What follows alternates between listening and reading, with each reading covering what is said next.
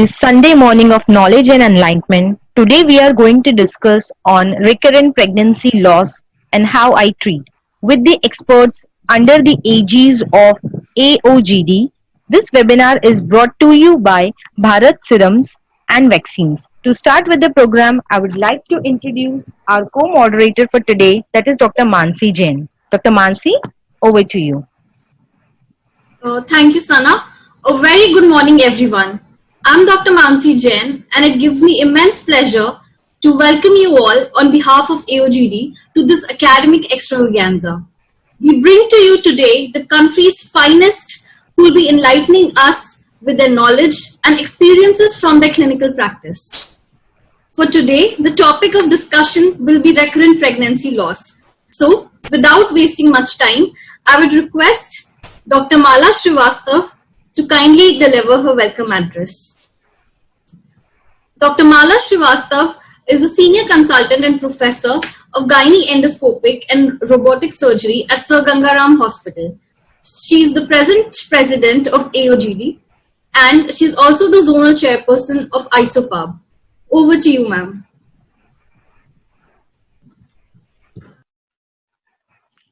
Good morning, everyone. I bring greetings from AOGD. It's my pleasure to be a part of this webinar, which Dr. Kuldeep Jain has knitted and crafted. Sir is working really hard and we wish him all success in coming elections.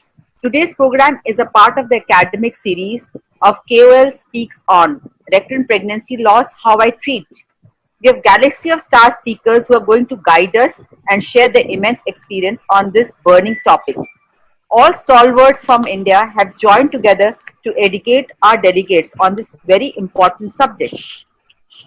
We have star speakers like Dr. Kuldeep Jain sir, Dr. Abha Mazumdar madam, Dr. Ashok Kumar, Dr. Maldika Sabarwal, Dr. Bharti Dhorepatil, Dr. Jaideep Malhotra, Dr. Jaideep Tank and Dr. Shweta Mittal. We are very happy that Dr. PC Mahapatra has agreed to grace our occasion as being a chief guest. And it's a pleasure to introduce our chief guest, Dr. PC Mahapatra. He has been the past president of FOXI. May I have his detailed CV, Mansi? Dr. PC Mahapatra's detailed CV.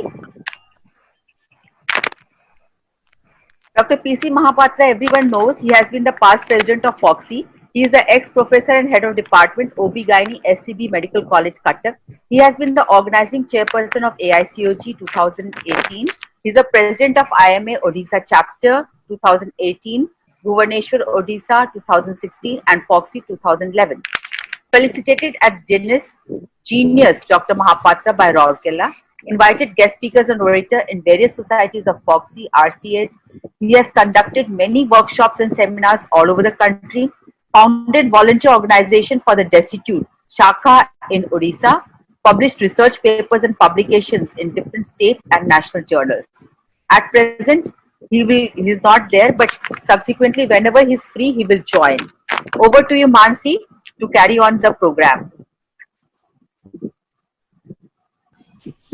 Thank you, ma'am. I now request Dr. Kanika Jain to kindly come on the dais.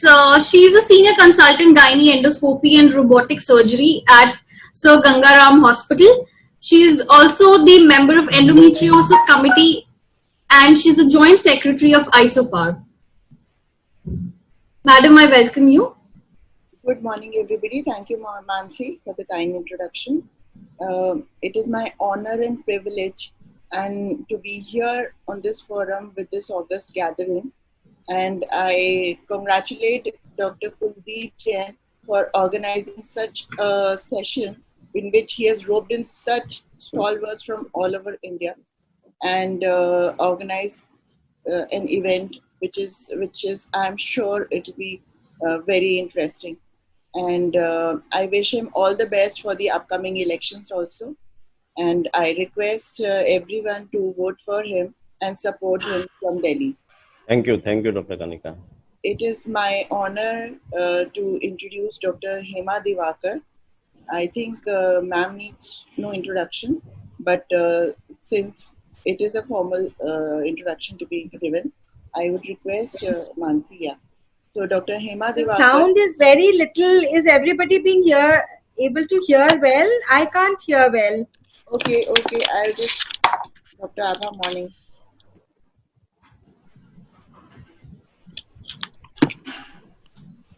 Am I better audible now? Yeah. Okay. So, Dr. Hema Divakar, ma'am needs no introduction, but as a formal introduction, she is the President Foxy. She was the President Foxy in 2013. A very humble, generous lady and smiling all the time. And she has such a warm smile that even unknown people become very familiar to her very soon. She is the senior consultant at the Divakar Specialty Hospital, Bangalore. She has been Foxy Ambassador to FIGO, Vice Chairperson, FIGO GDM Working Group. She is the CEO or the Chairperson Artist in the Asian Research and Training Institute for Skill Transfer. And she's the National Training Expert for Skill Birth Attendance Training also. So I welcome you, Dr. Hema. I think she will also join a little later as she is in some other program. So as soon as she joins, she will be delivering her address. Mansi, over to you. I now welcome Dr. Mamta Dagar. Ma'am is a senior consultant and professor at Sir Gangaram Hospital. She is also the secretary of AOGD for this year. Yeah. Over to you, ma'am. Yeah. Good morning, everyone. First of all, I must congratulate Dr. Kuldeep Jain for organizing this webinar on a very pertinent topic of recurrent pregnancy loss. And as well as I appeal everyone to vote and support him as Vice President candidate from North Zone in the upcoming elections. Thank you. Yeah, and so now it is my privilege and in fact my pleasure to give a formal introduction of our guest of honor, Dr. Ragini Agarwal. I think ma'am has not joined, she will be joining soon. And Dr. Ragini Agarwal, she is Vice President Foxy, though she doesn't need any introduction to her viewers, but I will formally introduce her. Besides Vice President Foxy, Dr. Ragini Agarwal is the founder, Gurgaon Obs and Gynae Society in 2002, founder President, Haryana Obs and Gynae Society of Obstetrician and Gynecologists. She is President-elect Aesthetic and Regenerative Society, India, and President, Indian Academy of Cosmetic Dermatology, IACDG. The founder president, Haryana Association of Gynae Endoscopy, HAGE. He is fellow clinical gynae endoscopy UK from UK and masters in course cosmetic gynecology and laser from Europe and American Academy of Aesthetic Medicine. Clinical director, obstetrics and gynecology and MAS. Head Department of Cosmetic Gynecology and Pelvic Reconstructive Surgery. And she is a consultant at Pratiksha Hospital, Gurgaon, and senior consultant at AA Dharma Science, Advanced Clinic for Women Health in Gurgaon. We welcome you, ma'am, to this webinar today. And now I take this opportunity to introduce and invite our next guest of honor, Dr. Archana Verma. And it is my honor to give a formal introduction of Dr. Archana Verma, though everybody knows Dr. Archana Verma is Vice President-elect Foxy 2021. And besides this, Dr. Archana Verma, she is creating awareness on women's health. She is doing an immense work. She has special interest in infertility. She is associate member of RICOG, Director, Archana Nursing Home, past President and Secretary, GOGS. She is the Organizing Secretary, North Zone Yuva, and Organizing Secretary, UP ISAR Midterm UP COG. Chairperson, Public Awareness Committee, Foxy. Executive Member, UP ISR and UP COG. Member, Rotary Lions Ekta Udan BVP Awards. Dr. Archana Verma, she has authored many books. She is India Book of Award winner. She is Presidential Best Committee Appreciation. She has got the award for Presidential Best Committee Appreciation Award and UP Governor, Uttarakhand Governor Appreciation Award. An Appreciation Award from CRPF Director for Health Program 2019. Women of the Year Health Award from Akansha NGO. And so she has several important laurels to her credit, and she's faculty in 300 plus national and international CMEs. So with this, I welcome Dr. Archana Verma ma'am. And I request Dr. Archana Verma ma'am to say a few words. Very good morning, everybody. So it's really my proud pleasure that I am the first one present here and attendance. And Dr. Kuldeep Jain, you so many good wishes to you. And this is really RPL is really very distressing. Something very distressing for both the companies, like doctor and the patient also. And we need to have the key opinion leaders with us for this management. And really, it will be very useful for everybody, with many take-home messages from all the senior leaders present here. And I really, my good morning and salutes to so many senior Foxians I can see here. Thank you very much, Dr. Mamta and AOGD, and Dr. Kuldeep Jain. You are a rock star. Thank you. And all Thank the you. Thanks.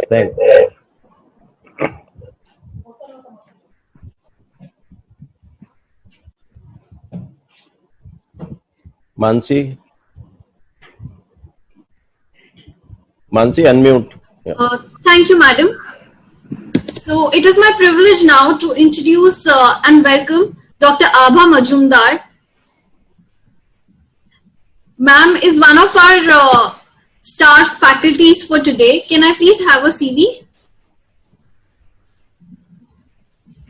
Sana, can I have a CV, please? She's a very well-known figure. She's the director of IVF and human reproduction at Sir Gangaram Hospital, Delhi. She has won many awards, Lifetime Medical Excellence Award, Abdul Kalam Gold Medal, and so on. So without wasting much time, madam, I welcome you for today's event.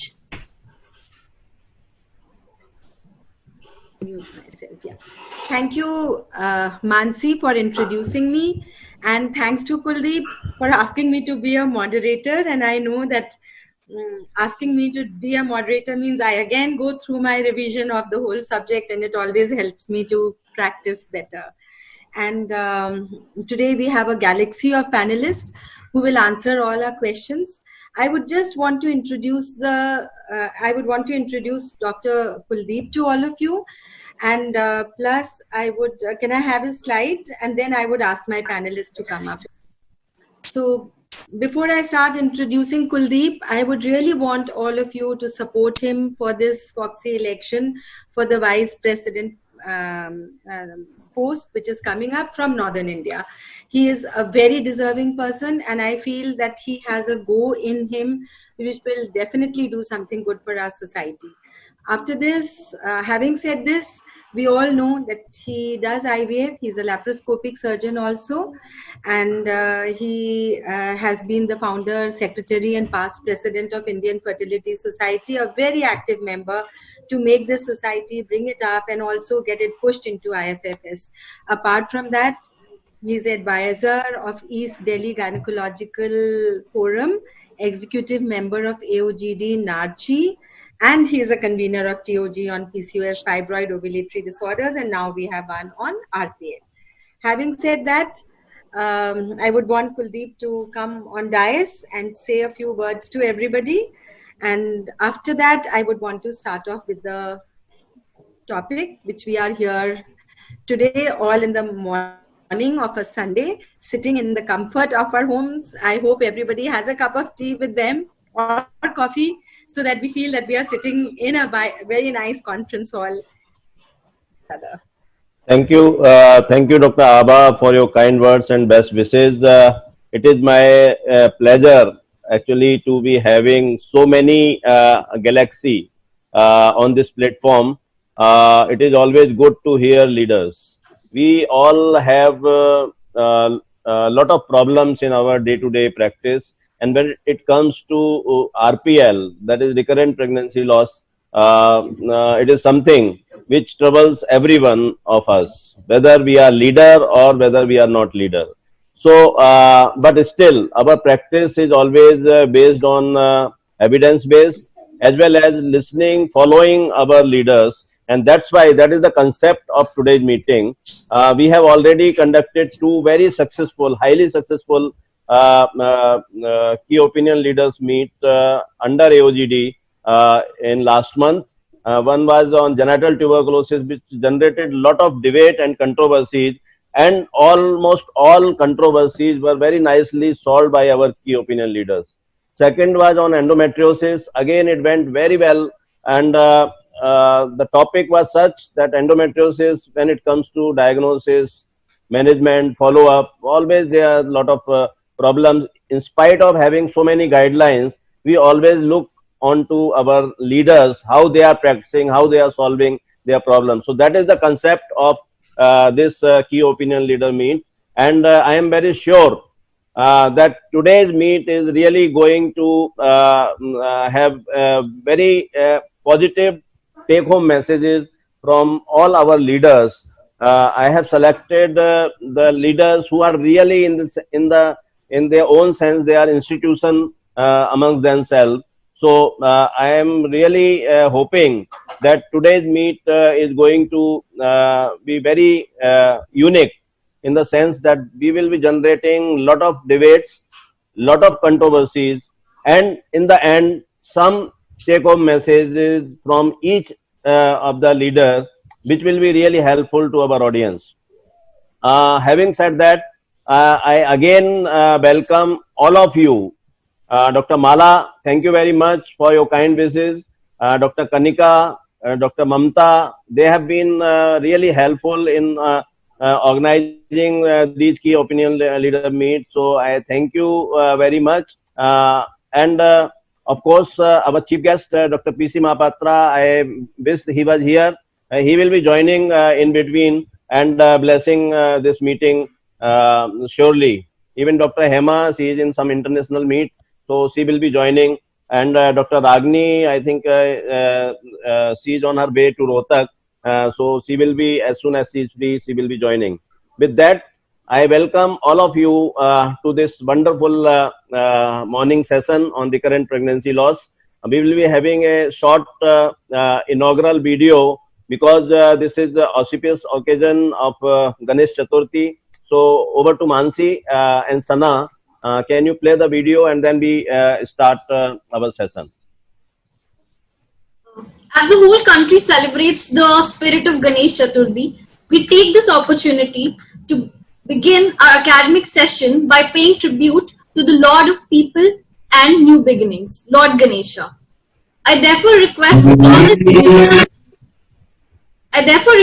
all the dignitaries to make themselves virtually available on our screens and join us for the inaugural session. Sana, over to you. Please play the video.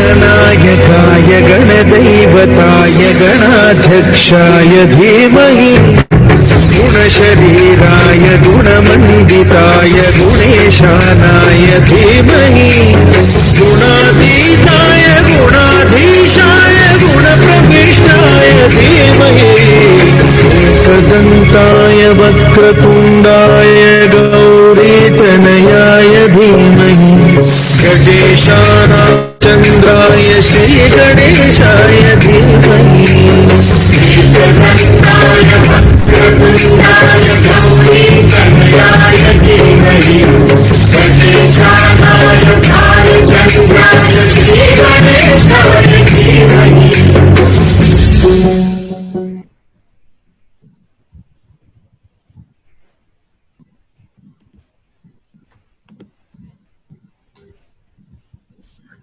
I now request Dr. Kuldeep Jain sir and Dr. Aba Majumdar ma'am to kindly proceed with the academic session. Dr. Ava, you have to I would open. first call the galaxy of my panelists and Dr. Ashok Khurana. And would you show the CVs along with? Yeah. Yeah. So, oh my goodness, there's so much written here, Ashok, about you, but I think you are one ultrasonologist who's known to everybody in the country. Thank you. You have been very popular as an ultrasonologist and very popular as an academician both. So he's trained at the Herlev Hospital in Denmark in ultrasound. Currently, he's the chairman and consultant in reproductive ultrasound at the Ultrasound Lab of New Delhi. And he's practicing ultrasound in New Delhi since 1981. Apart from this, he's been professor to Indian Medical Association, School of Health Sciences, Dubrovnik International University, and he has publications. He's authored 2 textbooks, 3D and 4D ultrasound, and an atlas, as well as step-by-step breast ultrasound. He has been also in the political world of ultrasound, immediate past president of the Society of Fetal Medicine, and is the International Society of Ultrasound in OBS and Gynae. He is the ambassador from India. Having said that, he's one of our panelists. Number 2 is Malvika Sabharwal, and we can bring up her CV also. And if you want to introduce her, Kuldeep, you can do that, or I'll introduce her. I think let Ashok start, and then I introduce Dr. Malvika. Okay, so let me just take names of all the 6 panelists because we'll have a lot of unexpected answers, so be prepared. We want answers to a lot of queries. So Dr. Malvika Sabharwal is going to join us.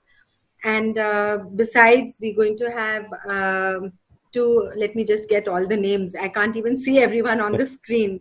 So Jaideep Malhotra is there, and Dr. Bharti. Dr. Bharti is there. Bharti Dore Patil. Okay, Dr. Bharti Dore Patil is there. Then Shweta Mittal, I can see her smiling nicely on her screen. And Jaideep Tank. Yeah. And Dr. Jaideep Tank is there. Yeah. So we will introduce you as your slides start. Yeah. But I want to start the beginning of the whole talk because I just want to get the ball rolling towards what are we going to touch upon today. So I've just got 3 slides which I would want to start as share the screen, and then we just go into this.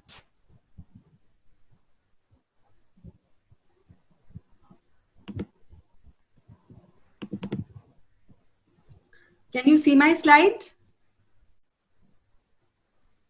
Can everybody see my slide? Yeah, very clearly, ma'am. Okay. So we're going to talk on recurrent pregnancy loss, and I chose this background for this because it is a long, long way before we have our answers. And this is not because our science is deficient. We have moved forwards very beautifully and rapidly, but even though spontaneous pregnancy losses are about 15%, a pregnancy which goes up to term is hardly 30%. We've got 50% odd losses which we don't even recognize as early pregnancy losses. And that is where the whole problem comes, that how do we deal with a subject where we don't even recognize the problem is happening, and if we recognize, then we have very little answers. Having said that, I'm just giving the definition here because then our panelists will have their own subjects to talk about. A spontaneous pregnancy loss or miscarriage is defined as a spontaneous loss of an intrauterine pregnancy prior to 22 weeks of gestational age according to the International Glossary on Infertility and Fertility 2017. And why I brought this forward here, because of so many things. Is the definition of RPL straightforward? Various definitions of RPL have existed in literature. What are our questions? First is, what is a pregnancy? How do we say, is it a positive UPT or a beta HCG, or is it a sac seen on ultrasound? What about those pregnancies which were true, but we just did not do ultrasound? I mean, they were there. And by the time the time came for an ultrasound, they already started bleeding. So will all that be excluded from this? Number 2 is how much pregnancy, whether it should be 16 weeks, 20 weeks, 22 weeks, 24 weeks. We don't know. The age of viability is different for different countries, for different units. And so how much of pregnancy is going to be considered as loss, we don't know. Then how many losses? Is it after 1 loss, 2 losses, 3 losses? Everyone has a different definition to give.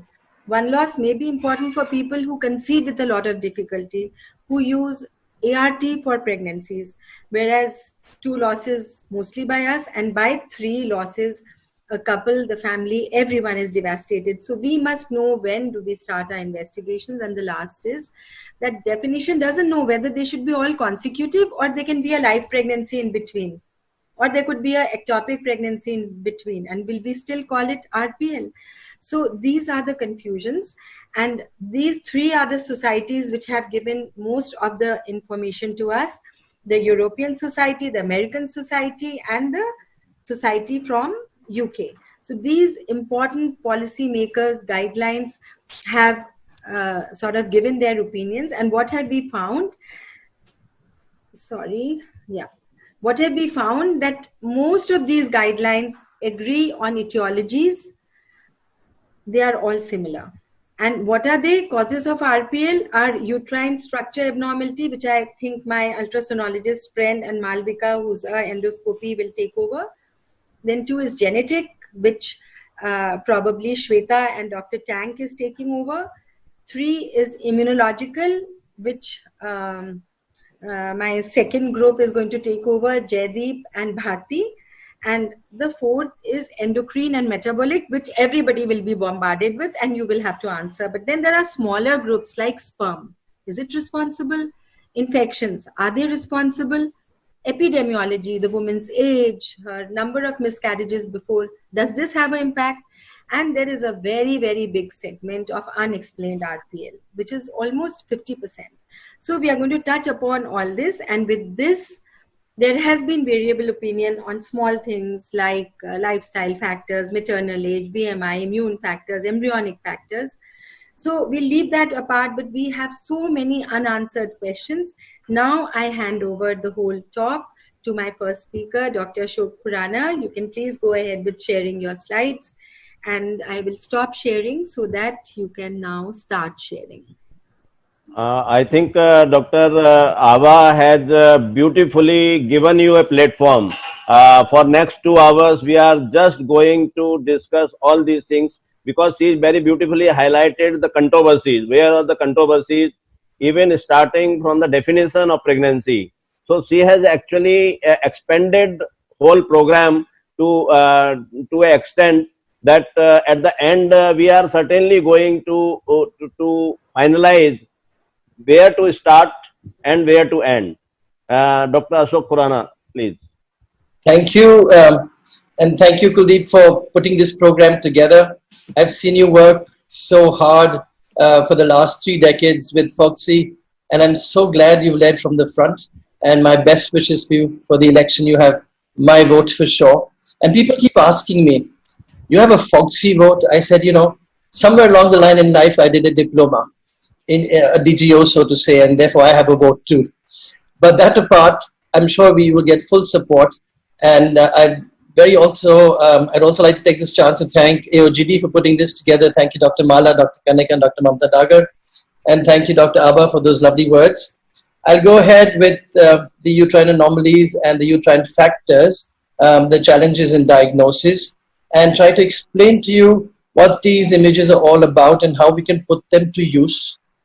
Also, because one of the first things that truly happens when someone's miscarrying is an ultrasound diagnosis. So it's not often the obstetrician, but the sonologist or the radiologist who actually gets to see the tragedy. And therefore we have to have a background, because there is some information we can give then, there's a lot of information we can give later, and yet we have to balance between a formal counseling session for the loss, because it is very, very disturbing for most of us to go through this. We've heard already that half of these remain unexplained, and we know that about 1 in every 5 will have an anatomic factor, and I will talk mainly about this. You've heard references also to the Green Top Guidelines of the RCOG of 2011. They've been fairly updated, and we have a few more very practical guidelines that I like to follow, and one of them is this from the Australia and New Zealand Journal of Obstetrics and Gynecology, 2019. And they said that it's very important to realize that recurrent pregnancy loss leads to despair for patients and leaves clinicians at a loss for how to help. Now, this is good because it inspires people to treat. However, there's desperation in both camps that can promote the uptake of investigations and interventions of unproven benefit. And I do hope that by the end of these 2 hours, we will realize how much is proven benefit and how much is not proven benefit. and the ultrasound findings will form the basis for that. There are also, you've heard reference to the ASHRAE guidelines for pregnancy loss, recurrent pregnancy loss, 2018, 2017. And here, of course, there is a straightforward indication that uterine abnormalities need to be looked at by 3D, and these are recommended tests. Why 3D and not 2D? We will discuss that as we go along. I will also give you an insight on how we make these measurements to quantify so that we have proper evidence on how much the patient is likely to benefit. We can then counsel them appropriately, help them make the right choices, and give them the result that they are truly looking for. Now, in the ultrasound perspective, there's a lot we can look for at the time of the ultrasound scan in terms of the causes of the loss. And this includes chromosomal abnormalities where we find a dysmorphic fetus. Here, for instance, you find a fetus with a very small head. I know already that this is an anencephaly. I know some of these are genetic, some of these are not. And one of the speakers after me will speak on this. We also, of course, will look at structural uterine abnormalities, which I will discuss in detail.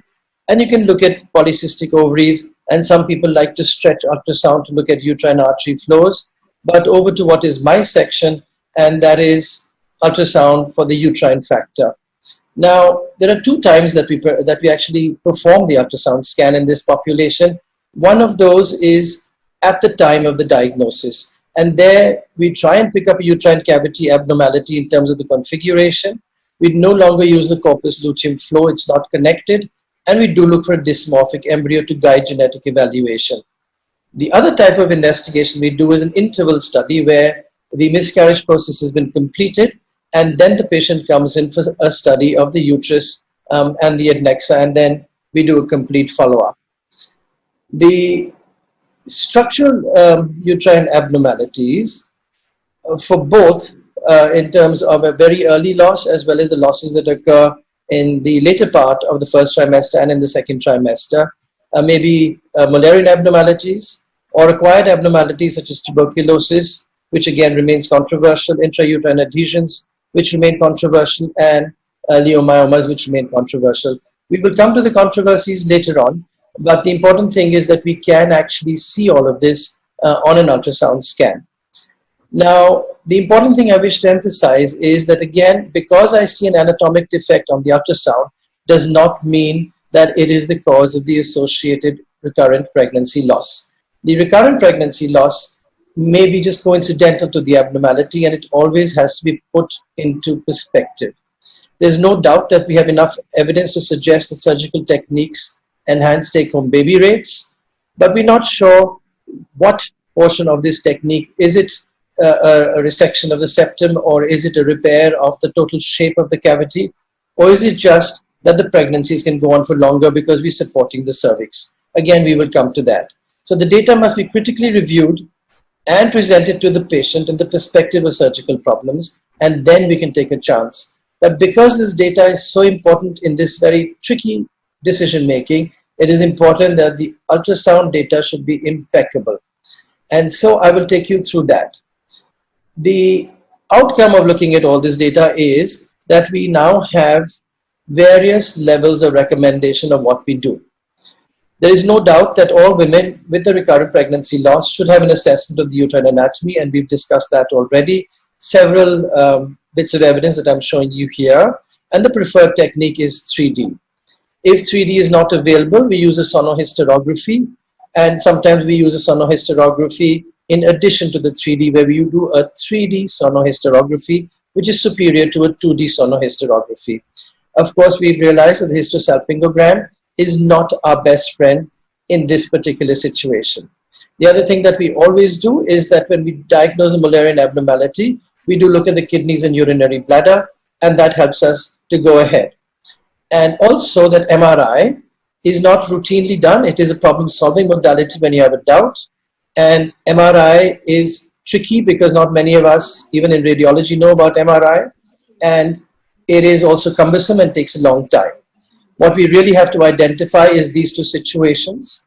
The septate uterus, where you have an outer fundus that is wide, compared to the so-called biconvoid, which we now call the newer classification according to the bicorporeal uterus and the Escher classification, where we find a dip in the fundus.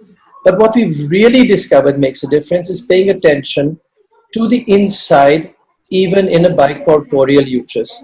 So if I find a bicornuate or the bicorporeal uterus with a septum inside it, these are the ones I need to identify today, because touching these truly improves outcomes. This is where the cavity performs the worst, and these act as pacemakers within the uterine system and result in recurrent pregnancy losses. Then, of course, there is the surgical aspect, which I will leave to Dr. Mala to highlight, and also on what we should be doing about polyps and fibroids, and I will leave that to Dr. Mala to highlight. This is the classification given to us by Eshrey, and these are the two categories I just spoke about. The septate uterus, where we try to identify the presence and the length of the septum. The fact that we also try and identify the new type of bicornuate, which we call the bicorporeal uterus, with a septum. And again, this is worth identifying, this dark chocolate colored area over here. The rest are truly not associated with a recurrent pregnancy loss. Now, we realized that we need on the ultrasound a good delineation of wall thickness, and that the normal uterus has either a straight interosteal line or a minimal inward curve.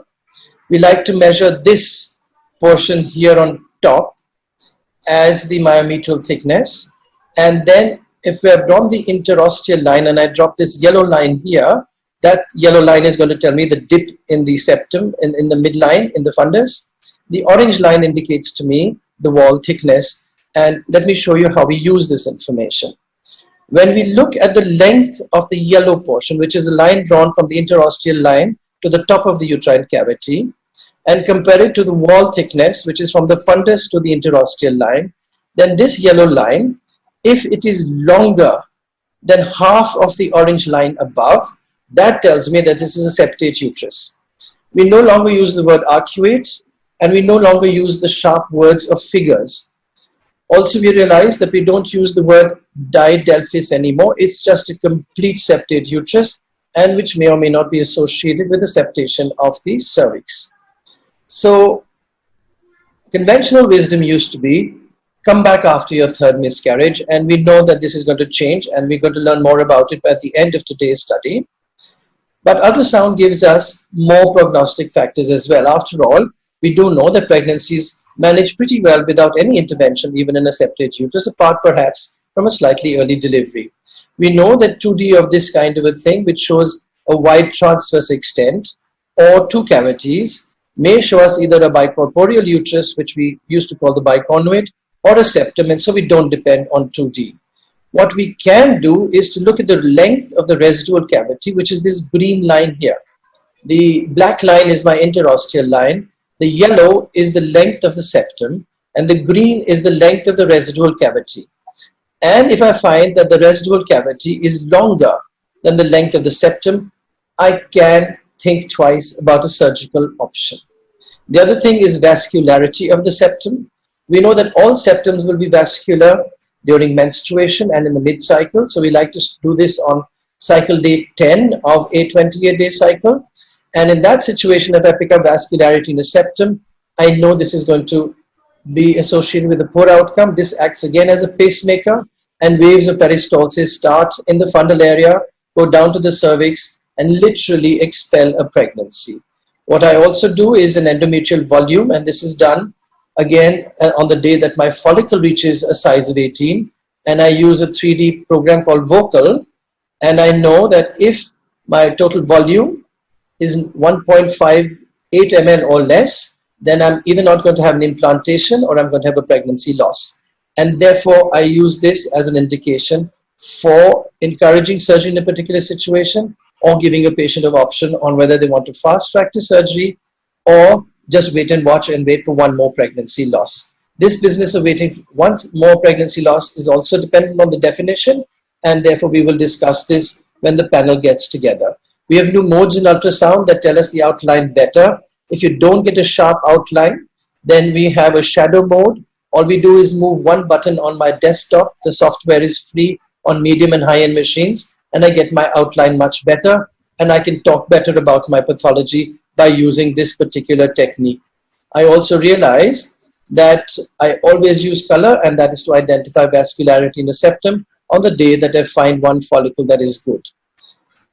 The other thing is this answer on MRI. MRI is more expensive, and the software till today remains cumbersome, and therefore 3D ultrasound is far better. The learning curve for 3D ultrasound is very short now because the equipment is so user-friendly, and therefore it's a good 3D ultrasound which should give you the answer. Coming to the bicorporeal uterus, here this is the one that used to be called the biconvoid in the older classification. And we draw the interosteal, line this time, not the interosteal line, but between the two ends of the fundus. And the green line is the dip in the myometrium in the fundus. And that tells me that, yes, this is a bicorporeal uterus. But the information doesn't stop there. I have to look then at what goes on in the myometrium. So again, if I draw a line between the two ostia, and I look at the amount of myometrium between them, this then becomes a bicorporeal septate uterus, and this is the one I need to see.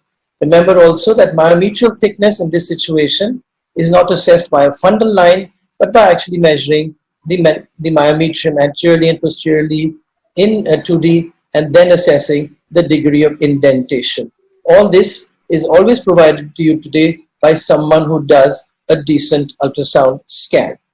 And therefore you will find many more colorful lines, but each of these truly has a meaning, and that will help you to decide which patient will do well after surgery and which patient may not do well after surgery. After all, we do know that tender loving care works most of the time. We have realized that we cannot afford to use the older software. It is no longer worth its price. Newer software is actually cheaper and cleaner and gives you a nice delineation of the subendometrial myometrium, which of course also will help you with adenomyosis. And you can identify intrauterine adhesions much better, either those that will interfere with embryo transfer, like these thick adhesions, which will never let your embryo transfer catheter go through, or intrauterine adhesions like this, which give you such a horrible cavity that implantation becomes a problem. The other thing to remember, of course, is that we can also find treatable causes. A vertical course of the interstitial portion of the fallopian tube instead of a horizontal course is a great indicator for active tuberculosis, and then you can fast track the patient to histopathological confirmation of tuberculosis. Fibroids remain controversial. A lot of fibroids you can figure out on 2D, and it works some of the time, but the moment you have multiple fibroids, you need 3D, and you can tell this fibroid sitting above the cervix will interfere with an embryo transfer. These fibroids sitting here at the cornal ends look tiny, but they will interfere with natural sperm transport, and therefore you have to be careful about these. We have a new classification in terms of scores, the LASMA score, which we use, where we look not just at how much of the fibroid is in the wall or in the cavity, but actually at the size, the topography, the extension of the base, the extent of the base, the penetration into the wall, and whether it's on the lateral wall or not. And in that situation, we know whether we just do a histoscopic myomectomy or a more complex procedure, or perhaps two procedures, or give a GnRH analog before that. I always leave that to the clinicians to decide, or a non-histoscopic technique altogether. Then, of course, you can have fibroids which are in the wall, and in that case, we follow a FIGO classification and always a 3D. But we must remember at the end of all this that not all anatomic defects are associated with a recurrent pregnancy loss. That surgical techniques are good, and they help in certain situations, but they need counseling and proper technique and proper patient selection. That data must be critically reviewed and presented to the patient in the perspective of surgical options. And the database, of course, is not straightforward, and I showed you some of this. We also must understand that there are new responsibilities in gynecological imaging, and one of these is that you have to have a detailed delineation of pelvic pathology for appropriate surgical outcomes, because there has been a change in surgical instrumentation, there have been changes in operative techniques, and all of these demand a clear morphological delineation. Patient counseling and surgical time also demand a precise delineation, and the patients expect much more, and some of them would like a fast tracking to surgery, some of them are willing to wait, some of them would like a fast tracking to surrogacy, and some of them are willing to wait, and ultrasound puts you into position by assessing the uterine factor. Thank you so much for your attention.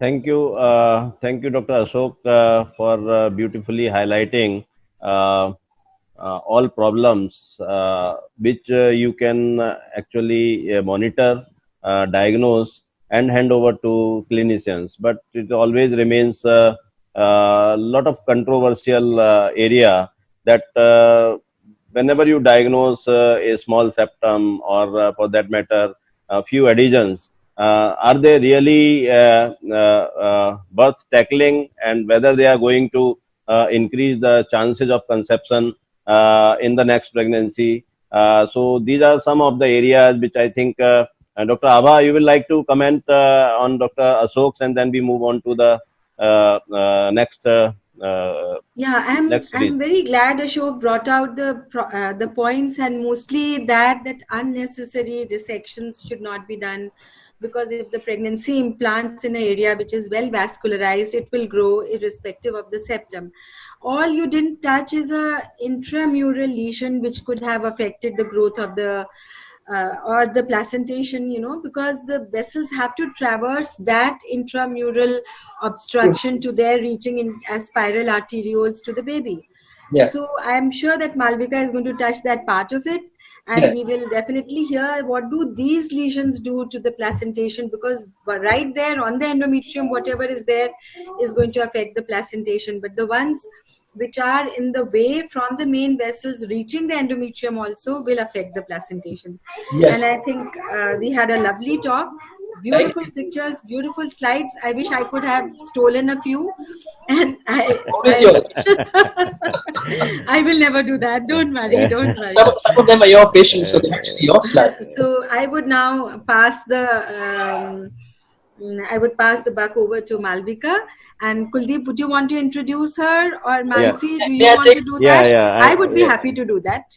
May I take 30 seconds before that? Yes. The concept of placentation.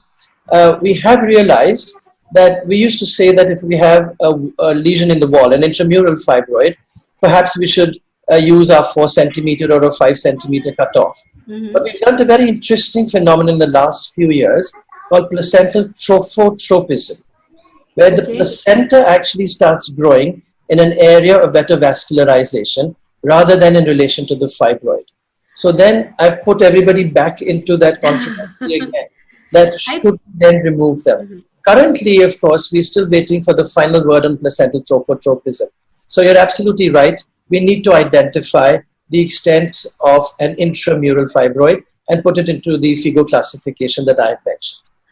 Possibly, Ashok, what happens is when we as IVF specialists also look at it, then there is implantation where the embryo keeps rolling to find the best place for implantation. And so many girls who've had ectopic befores have had clippings.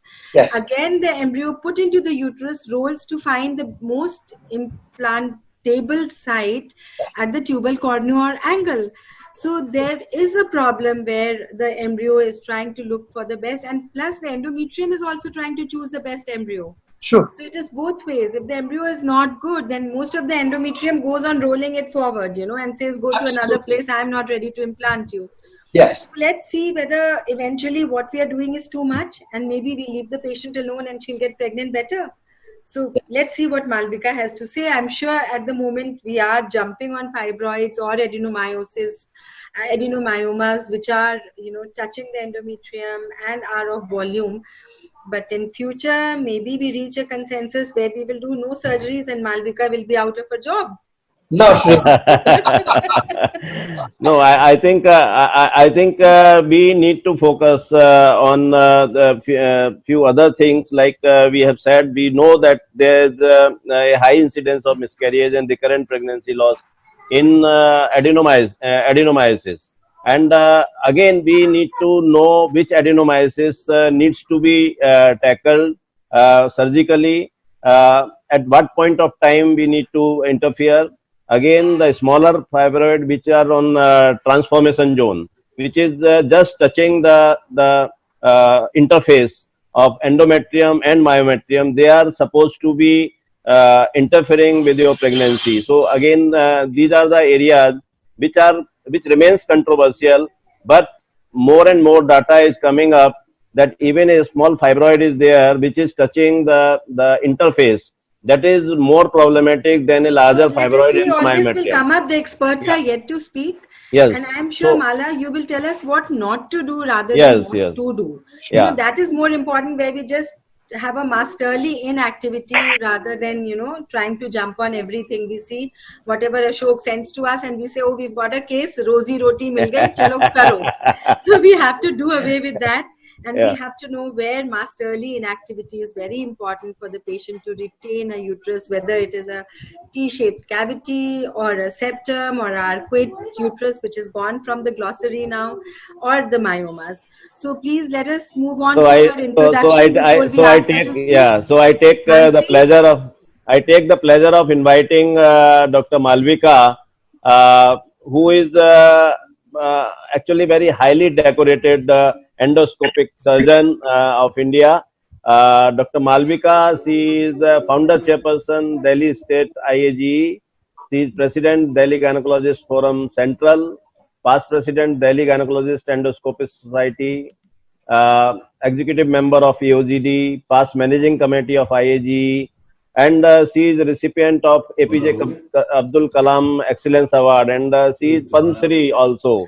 So she is very highly decorated leader with us, and she is going to be touching upon whatever Dr. Ashok has highlighted. That this could be the problem which is responsible for recurrent pregnancy loss. Dr. Abha has already put a question whether all these abnormalities which are diagnosed on ultrasound, are they responsible for recurrent pregnancy loss? If yes, then how they need to be tackled. So, Dr. Malvika, over to you. Thank you very much, Dr. Kuldeep. It was indeed such a wonderful talk by Dr. Ashok Khurana. As usual, he's made everything very simple, right from the various anatomical problems to the acquired problems to the classifications of fibroids, etc., etc. He's made my life very, very. So I'll request Sana to please start my presentation because I'm not able to play from here. I sent it to her and I think she will start playing the. Sana, can you play that for me, please? Yes. Sana, I think. Yes, ma'am. Okay. So it's very interesting the way Ashok has brought out an amazing pictures, an amazing, the conclusions were so amazing. It was really nice to get this kind of feedback. And I realized over the years that he has helped me to save so many babies, so many preterm labors, and such situations that it's really very creditable. Can I ask you to start, please? Kuldeep, am I audible? So now coming to the causes of pregnancy loss, somebody will have to respond. Sana, will you respond or Kuldeep will respond? Yeah, you are seen and you are audible also, so please go ahead. Can you see the presentation, Kuldeep? Can I start? Yes. Wonderful. So causes of pregnancy loss I'm not going to highlight because we know that my purpose is to look after the 15% of the anatomic factors which have to be considered. So coming on to the next slide, please, Sana. Sana, can you do the next slide?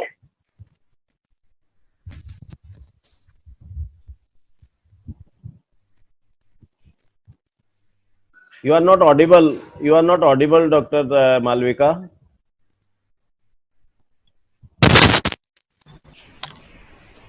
Hello, I think we have lost Malvika's. Dr. Malvika, you are not audible. Yeah, Malvika is not audible. Dr. Malvika, you are not audible.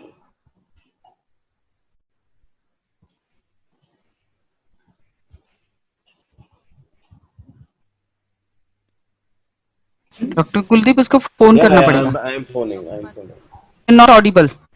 Am I audible now? Yeah, Yeah, yeah, yeah. yeah. Now you are audible. Move on to the next.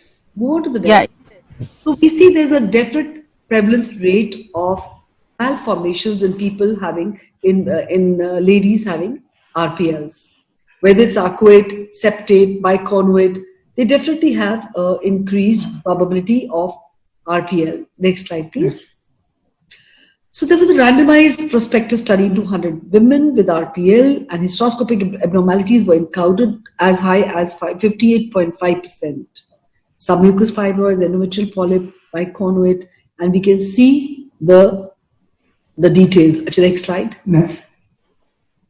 I'm sorry, I'll have to ask her to do it. So these are, iske baad bhi next kar do.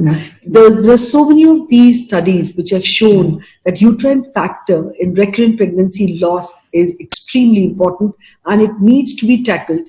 Like Abha said, the masterly inactivity also has to be seen. Next. Coming to anatomic factors, they could be acquired or congenital.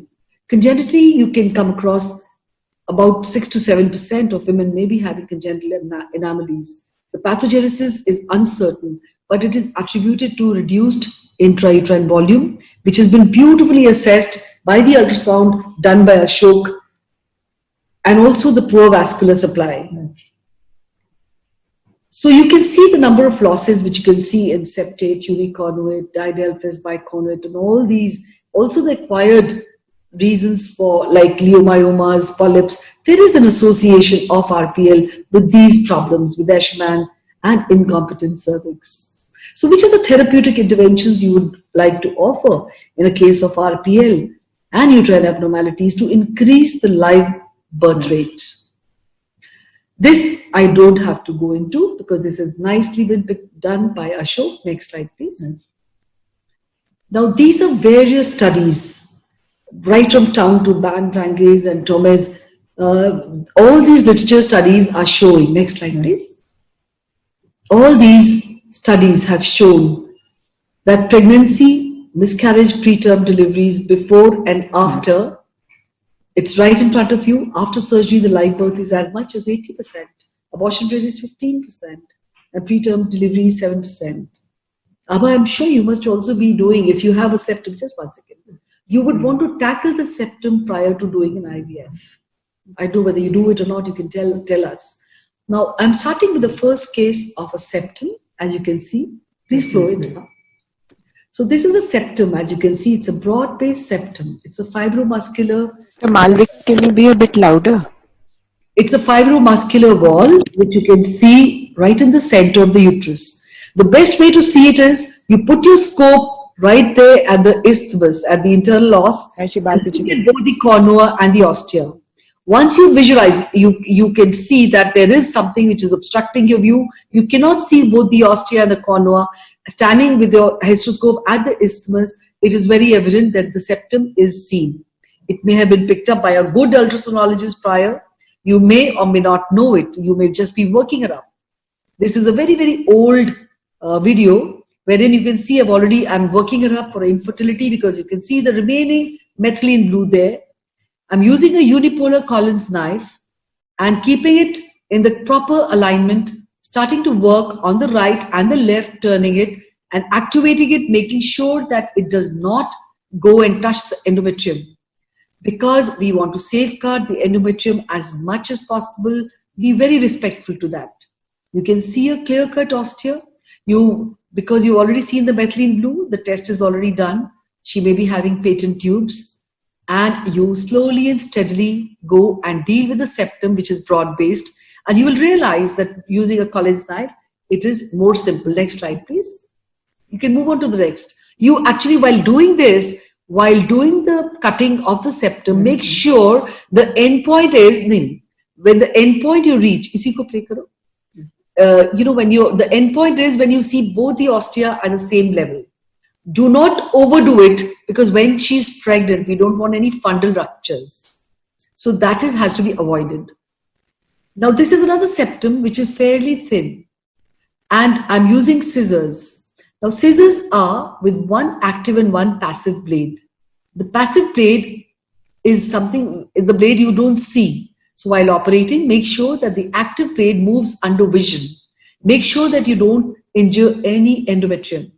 I will repeat, the endpoint of a septum resection should be when both the conua and the ostia are seen having the scope at the isthmus level and you have a roomy cavity.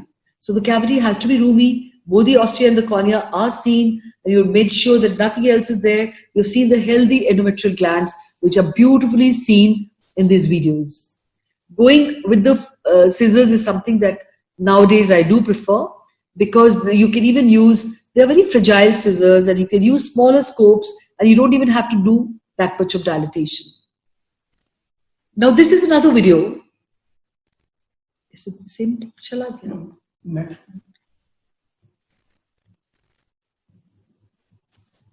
There is something like a bipolar resection which we can do with saline. Now this also is very easy, but whenever we use currents, we must highlight that the person who's doing it should remember to be very careful. It has to be under vision. The mapping has already been done.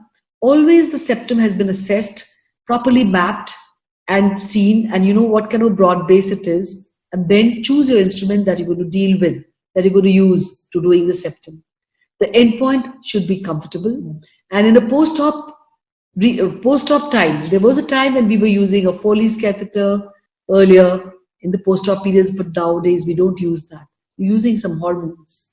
Now, what do the ASRM guidelines tell us? That it is recommended that imaging or with hysteroscopy can be used to diagnose septum, but laparoscopy is never needed.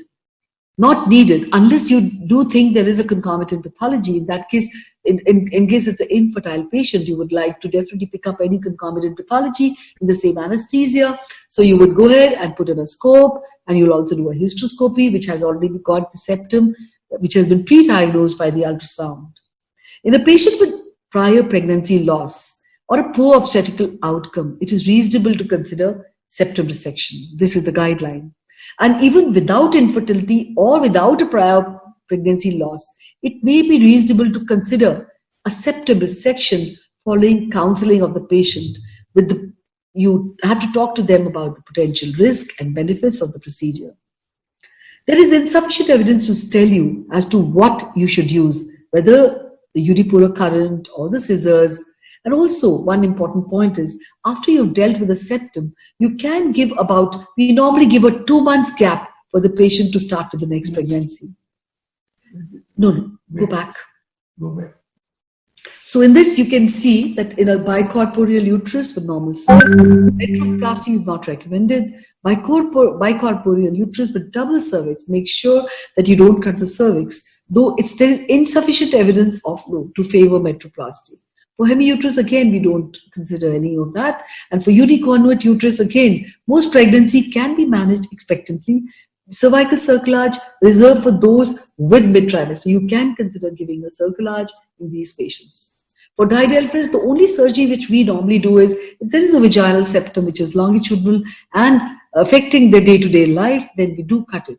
Unification can be offered to such patients, but numerous, when they have numerous miscarriages or preterm births, you can try and do a unification procedure, but leave the cervix intact. Okay. Next. So talking of polyps, coming to polyps, now the prevalence of endometrial polyp is definitely more in RPL patients, but it is definitely not clear. Again, whether to deal with a polyp just because there's a small polyp and there is RPL, there is no recommendation for that. In fact, HDA does not even suggest that. Polyps may naturally regress, and we all use some kind of maybe a progesterone or whatever, or even leaving alone, they may just regress in 25% of the cases. Hysteroscopic removal can be considered for larger polyps, which are more than 1 centimeter in women with RPL, without any other known cause. Now, this is a small clipping of a polyp, which was picked up. And as you can see, I'm just trying to, with my resecting loop, I'm trying to see the base of the polyp. I can see 2 blood vessels going there. Are you having a good picture on your front? Kuldeep, are you able to see it? Abha, are you able to see it? Yes. Please go ahead. Yeah. Polyp, and it is it's little large, and as you can see, this can obstruct. It's occupying quite a bit of the volume of the uterine cavity. The way to start is you've seen the base of the polyp. In a very small polyp, you can go and attack the base, cut it, and hold on to the polyp in your loop and get it out. But in such a case, we don't do that. Isko play karo? Yeah. So in this kind of polyp, what you do is you start resecting it and don't cut the base. Because if you cut the base, it's going to be like a decapitated head, just moving around in the fundal cavity, and you'll not be able to cut it. So leave the base intact, do the whole polypectomy. Always take the activated loop, as you have to activate the loop only while you're moving it, and activate it towards yourself. So from the top, you're coming to yourself, you're activating it and taking it out. And once you reach the base, make sure that you've dealt with the base, because recurrence of polyp, whenever you deal with these polyps, has to be told pre-operatively to the patient. Okay, starting with the fibroids. Now this is a simple picture: submucosal, intramural, subserosal. But next slide. So where do we stand when we're looking at them? So I have come across so many studies, and so many studies, whether it's ESHRE or otherwise, they do not even advocate submucous fibroid resection prior to pregnancy. Now, talking of this very interesting study by Roy et al. In 2010, probably carried out in AIMS. So all these, and also this AIGL, JASLO's studies, which have shown that submucous fibroids give a better outcome to a case of RPL. In fact, a meta-analysis of Fritz et al., it showed that after doing the resectoscope after dealing with the myomectomy resectoscopically, the outcome was much better. Now, histologically, what is responsible? The endometrium overlying the submucous myomas, and the opposite to the myoma shows glandular atrophy, and which may impair the implantation and the nourishment of the developing embryo. Now this is a Cochrane review of 2016, again has proven that all these problems do go down. Next slide. Talking of intramural fibroids, surgical removal of intramural fibroid is not recommended in women with RPL. There's insufficient evidence to recommend removing of these, even when that distort the cavity. Even if they're distorting, they say that you don't have to remove.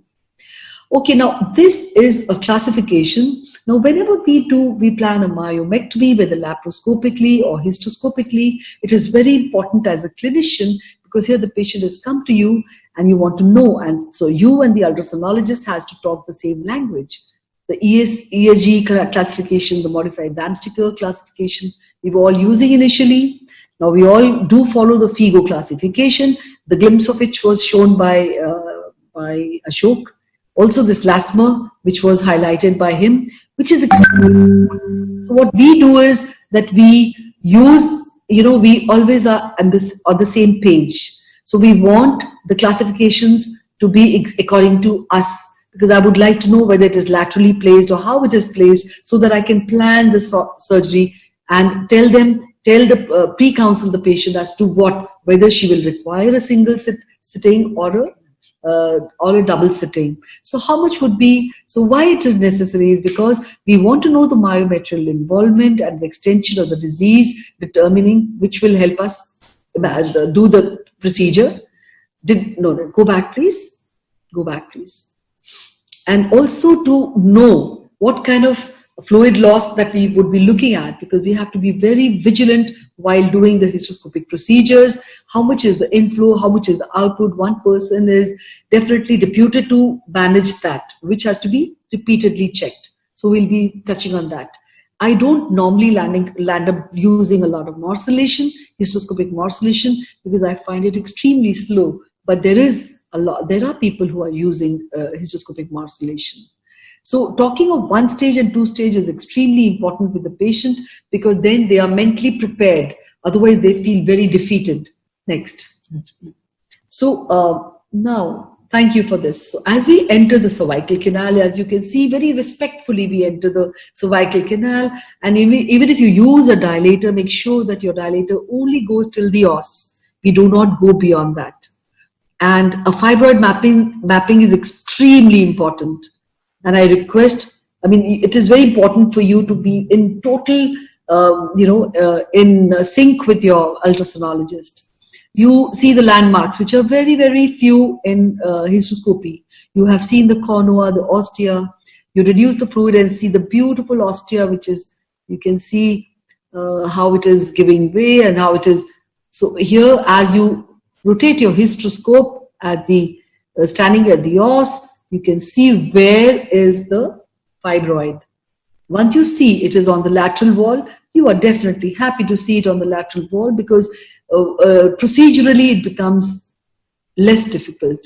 If it is at the fundus, you have to use a forward angle 0-degree scope. Here, as I mentioned earlier, make sure that you give a nick onto the fibroid. The first nick will make you reach the fibroid.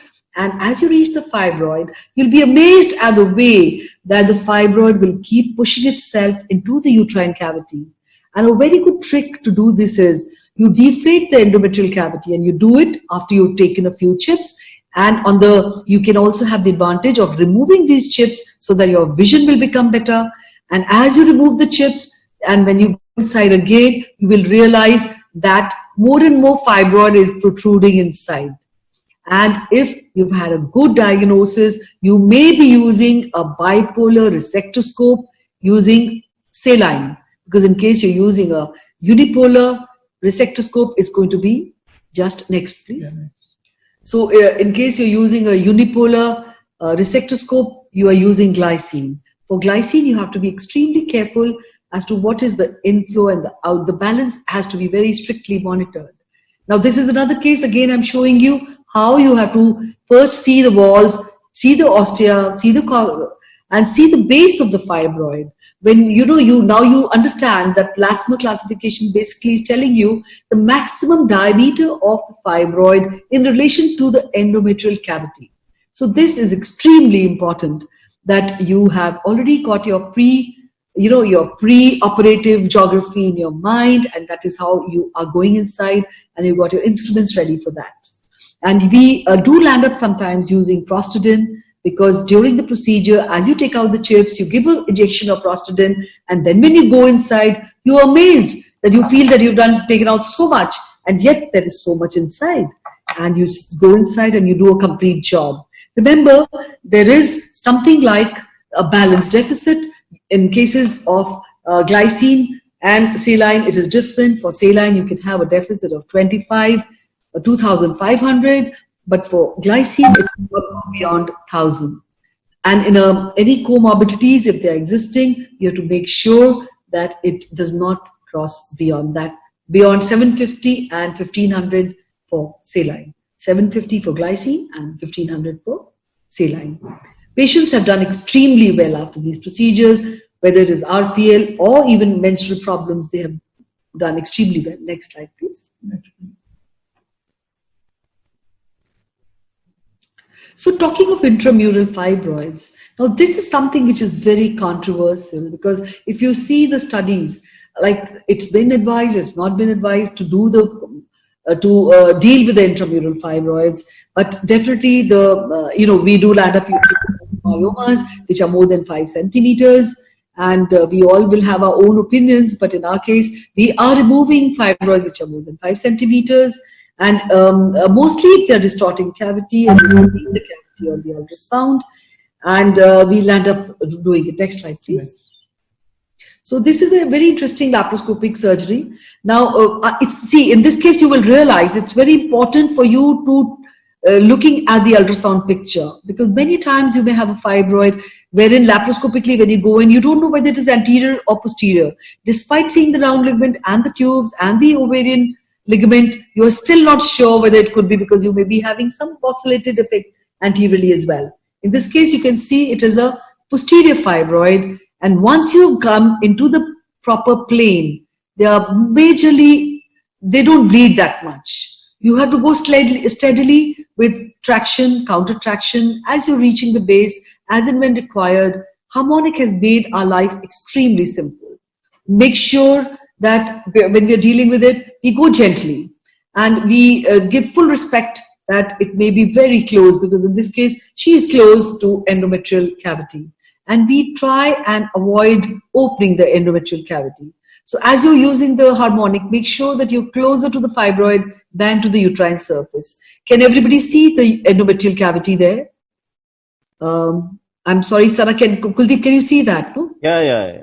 So now we start suturing, and we would use Vicryl earlier. And this is a barbed suture, which I've been using since the time it has come in. But though in multiple fibroids, I still land up using a lot of Vicryl. I choose when I have to use Vicryl and when I have to use barbed suture. So here you can see I'm avoiding the endometrial cavity, making sure that we are moving with the barbed suture. The major advantage of barbed suture is that you can give, you don't need any assistance to hold and to pull it. You go gently and you can give equal pressure, equal tension is applied all through the incision. So there is not too much traction, not too much pulling as your assistant might do it. You may just do it, and what I do is I turn back the same needle and I start doing baseball as the second layer. Now why I do a baseball on the second layer is because there is minimum of the barbed suture outside on the uterine surface, whereby I think that there should be less adhesions, and I carry on with this. And after the whole procedure, I don't need to tie a knot if I'm using a barbed. You can see a beautiful picture wherein you have seen that there is complete hemostasis, and then I do the morcellation. Of course, in well-selected cases, morcellation, we all know, has become a big, a debatable topic. It was Gynecare, in fact, took away the Gynecare morcellator from the market. It's not. So this is the Karl Stoll's morcellator, which I'm using. And I always put interseed. A barrier is something I always put. Interseed is preferred to use when there is no bleeding. So once you made sure that your myoma is completely dissected and sutured and there is no bleeding, then all you do is put in this, the interseed from one side. And normally I do tell my patients that in case I can use it, I'm going to prefer to use interseed. I have had a number of cases who have delivered with me post-myomectomy. And I've had patients who have had pregnancies even 3 months after, and that's what I recommend after myomectomy. So, and they've done very well. And the outcome of interseed use is very good. Next slide, please. Same again, yeah. So I think we'll pass this. Next slide, please. We prefer to operate in the immediate post periods. We operate, myomectomy is always done soon after the periods. So coming to Asherman syndrome, now this is a very, very difficult case. It's got high rate of miscarriages, 40% compared with women who didn't have any surgical adhesive lysis. Women with RPL are predisposed to developing intrauterine anyways, because adhesions may have been formed with repeated dilatation and curettage. So diagnosis primarily is on high index of suspicion based on the history of the patient. Normally they come up that their periods might be periods of amenorrhea, or they may be giving a very typical history of the flow having gone down after a DNC was done. Next slide, please. So this is the case. Now in these cases, we have to be very careful that we use something to soften the cervix, like a mesoprost preoperatively. And we have to warn the patient that when we are putting the mesoprost, they might have a little pain, because if they are warned, then they don't feel upset about it. So the cervix dilates gently. We go in maybe with a Bertocci scope, using scissors, which is the preferred way of approach. As we go in this case, you can see there are thick adhesions right above the isthmus, right, almost at the internal os.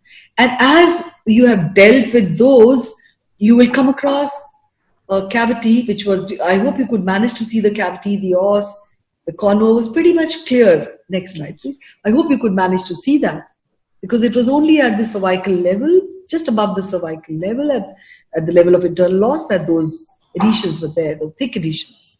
Now, this is another case of Asherman.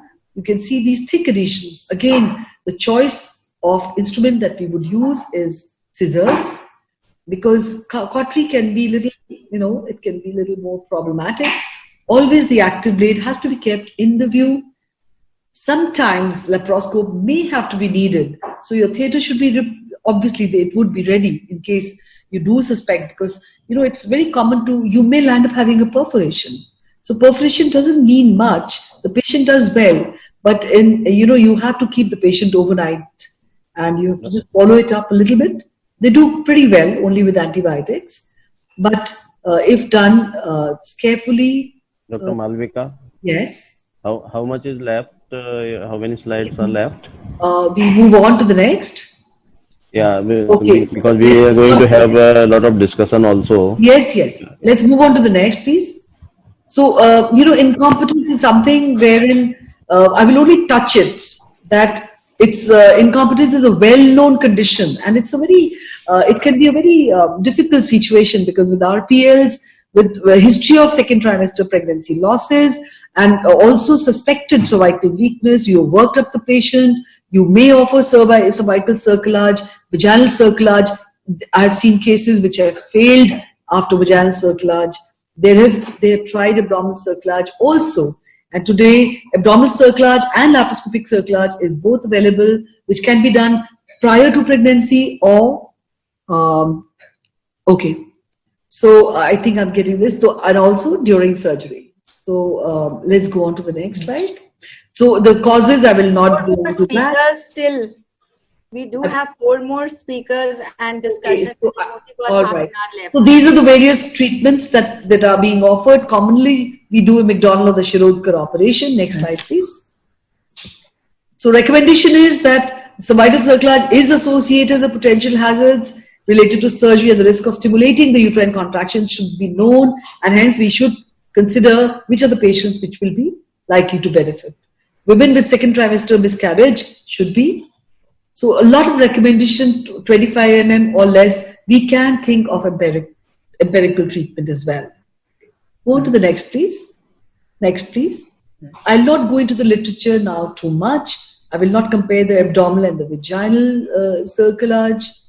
And I will not touch, because I think chronic endometritis, I heard Kuldeep say that they've already covered in some previous.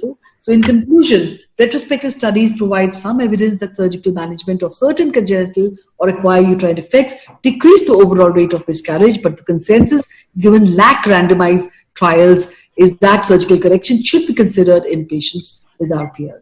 Controversies and final conclusion: lack of properly performed investigations, need for standardization, and it definitely needs more randomized studies.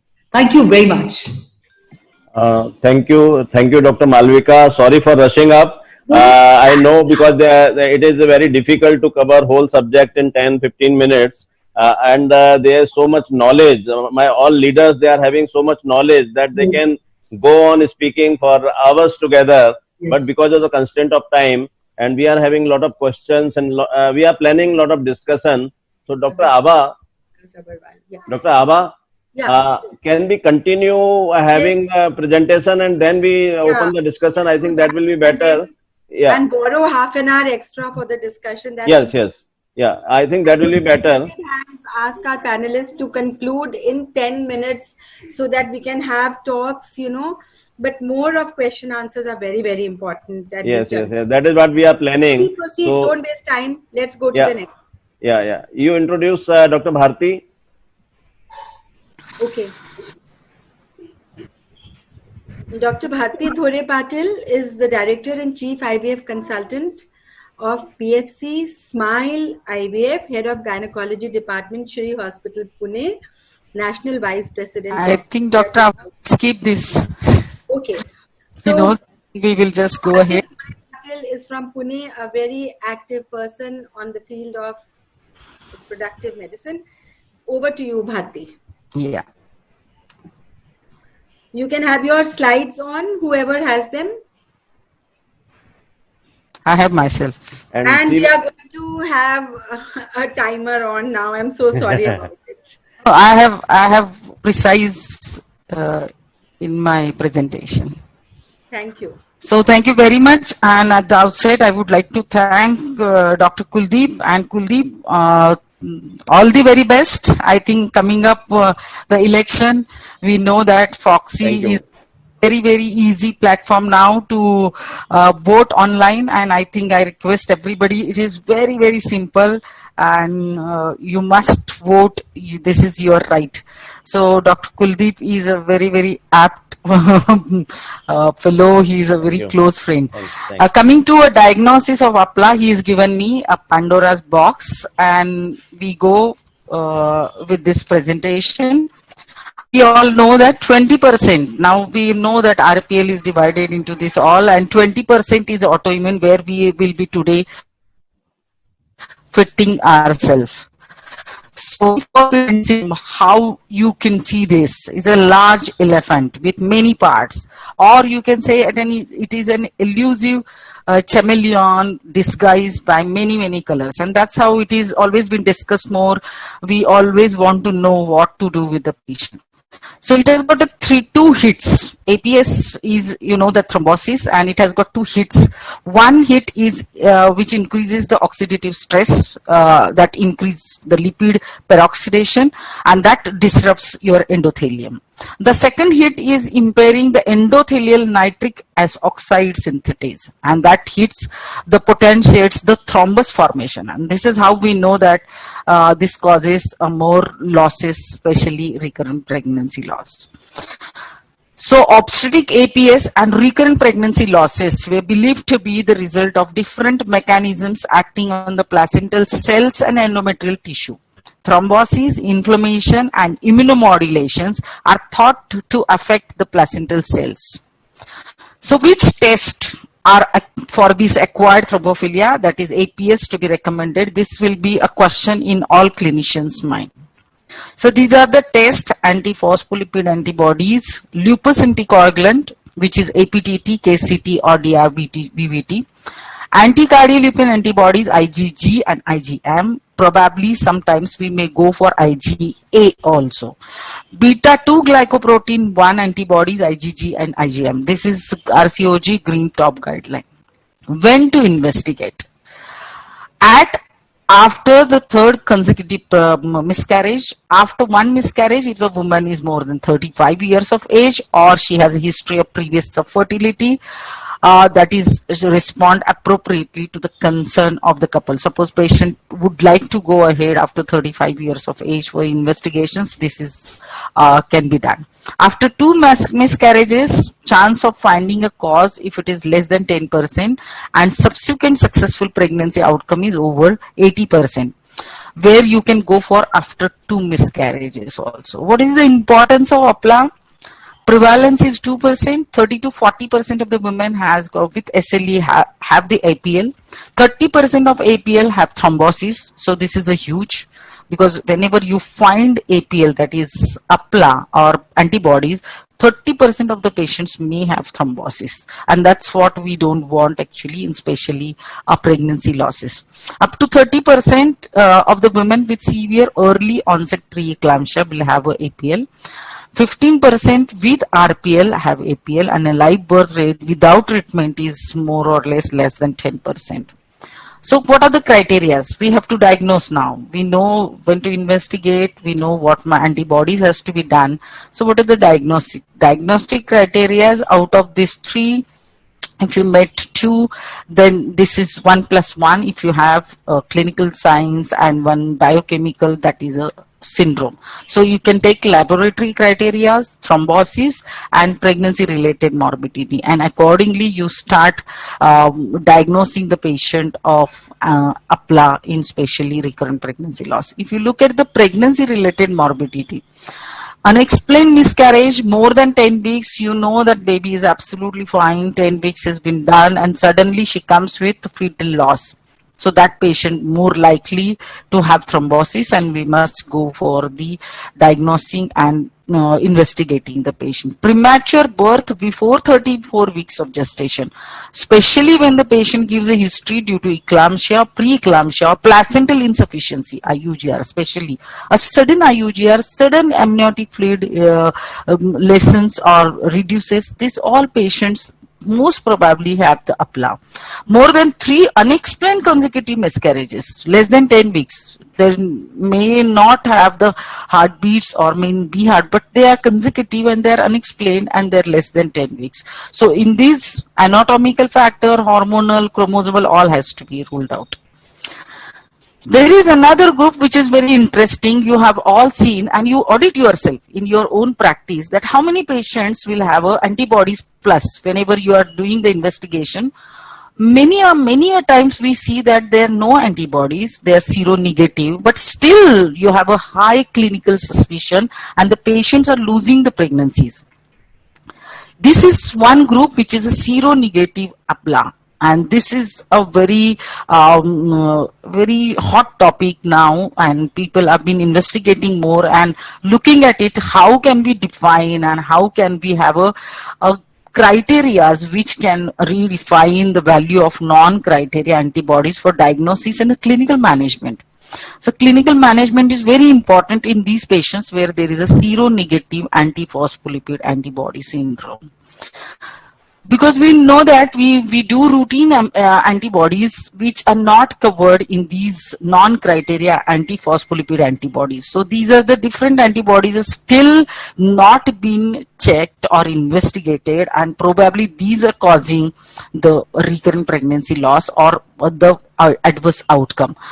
And this was been published in 2020, very recent in Hematological Journal, very nicely elaborated what are the different criteria, non-criteria antibodies for diagnosis and clinical management. So keep it in the mind, this is more clinically challenging scenario which has been presented by patients with a clinical history characterized by episode of thrombosis without any CVS cardiovascular risk factor. More in general, the absence of an identifiable cause of thrombosis and suggestive of thrombophilic conditions such as APS, but absence of any positive antibodies. And for these patients, definition of seronegative APS, that is SNAPS, was being proposed. And in this context, several non-criteria APL have been investigated with divergent results. So we have to wait, but think about those those patients where there is a seronegativity and plus the patient may be having adverse outcome. So IgM is more stronger correlation to the pregnancy outcome than IgG. Low titers, that is less than 20 GPL, are doubtful significance. So whenever the titer comes less than 20, you have to think whether this patient can be diagnosed as APL. More than 40 GPL will definitely benefit from the pharmacological prophylaxis. More than 80 GPL and the history of abortion are at risk of fetal death for sure. So when to test? 2 measurements 12 weeks apart during the pregnancy at time close to the pregnancy loss. How do you define which antibodies to be looked at? How the patient is been losing the pregnancy, first trimester loss or the second trimester loss? Most probably, if you look at the anticoagulation antibody, is which affects the cell division during the embryogenesis and affects the tropoblastic function and cause the early pregnancy loss. So you're more focused when it is an early pregnancy loss. Your focus should be on the anticardiolipin antibody rather than lupus anticoagulant. When it comes to the second trimester loss, you see that cause of placental thrombosis leads to second trimester loss or maybe preeclampsia and IUGR. Worthwhile, these patients should be sent the placenta for HPR to see the evidence of thrombosis. Placental histology is a very important investigation, so don't lose this opportunity. Look at whether it has got a lymphocytic infiltration, maybe that will suggest you a bacterial infection, or inclusion bodies where it will suggest the viral infection. So we have to see for thrombosis, lymphocytic infiltration or inclusion bodies. So it is worth and it is an opportunity to take that placenta for the histopathology. Management, heparin, low dose aspirin, unfractionated heparin or pure low molecular weight heparin. pre-pregnancy or after live embryo is seen on sonography. Now, pre-pregnancy, you can start with a low dose aspirin, and probably as you see the live embryo, you can start with the heparin. What it does anticoagulation effect. It directly inhibits the antibodies and its expression, and inhibits the complement activation. This is very important. It not only inhibits the antibodies, but it inhibits the complement activation, and that's how is the good effect. How will you individualize the patient according to different scenarios when the patient has Dr. Bharti, treatment part, I think Dr. Jaideep will be discussing, so you can skip the treatment part. Okay. Deep, you can let Bharti, Okay. if you don't have too many slides on this, you can finish. Yeah, then you can continue. Yeah. You can continue.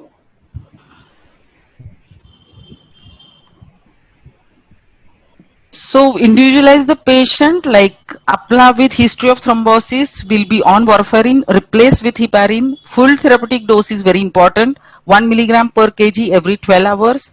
APS with at least one fetal loss after 10 weeks, no prior thrombosis, no other features of APS, you can carry on as above. There will not be a question of warfarin. APS with more than 3 early losses prior to 10 weeks, probably low dose enoxaparin 1 milligram per kg body weight plus aspirin, and this could be begin prior to conception. In these is the controversial subject, and here many studies have been now coming up, and people are looking at how can you go ahead.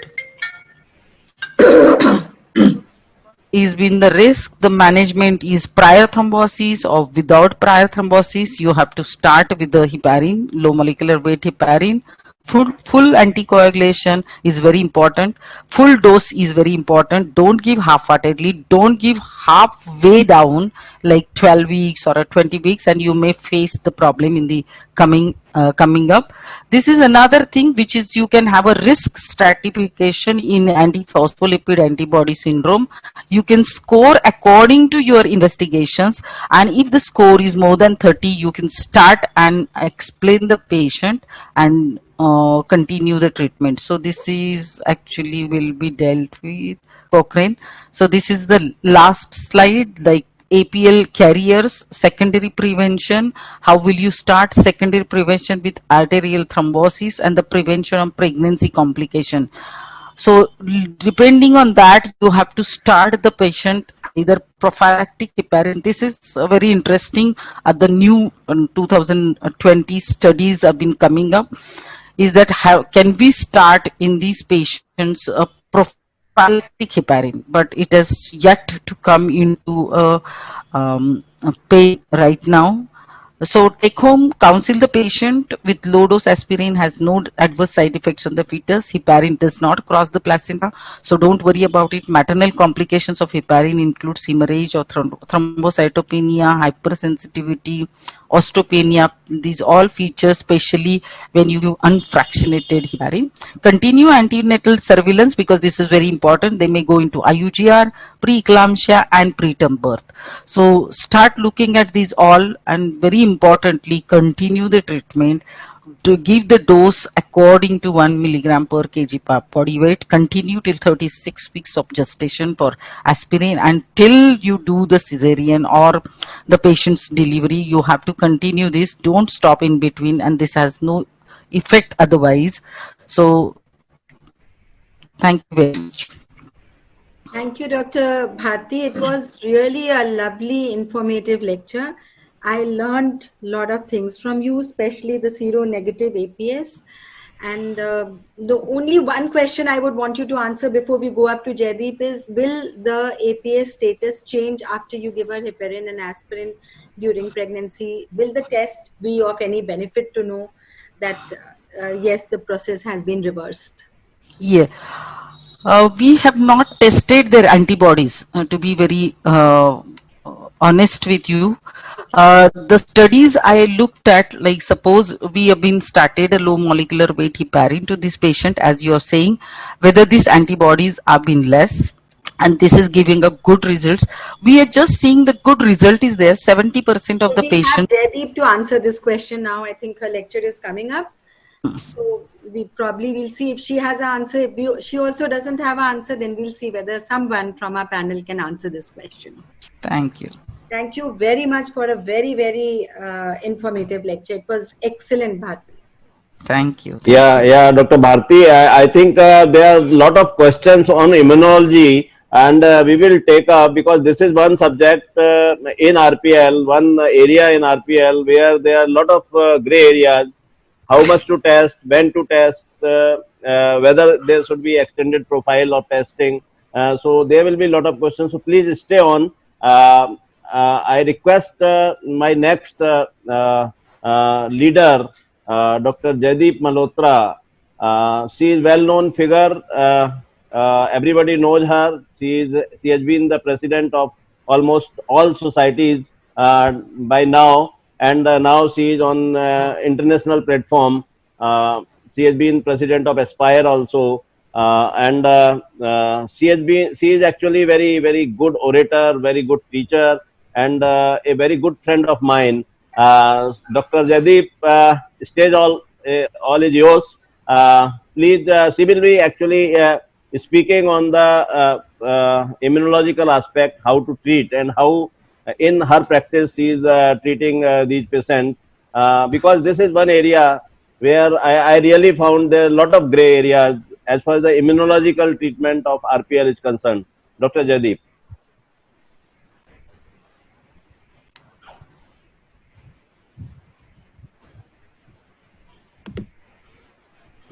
Thank you, Kuldeep. Can you hear me? Yeah. Yeah, so thank you, Kuldeep, and thanks everyone. I think we've had wonderful presentations before, and very difficult topic. And I think world over there is very minimal clarity on this particular subject.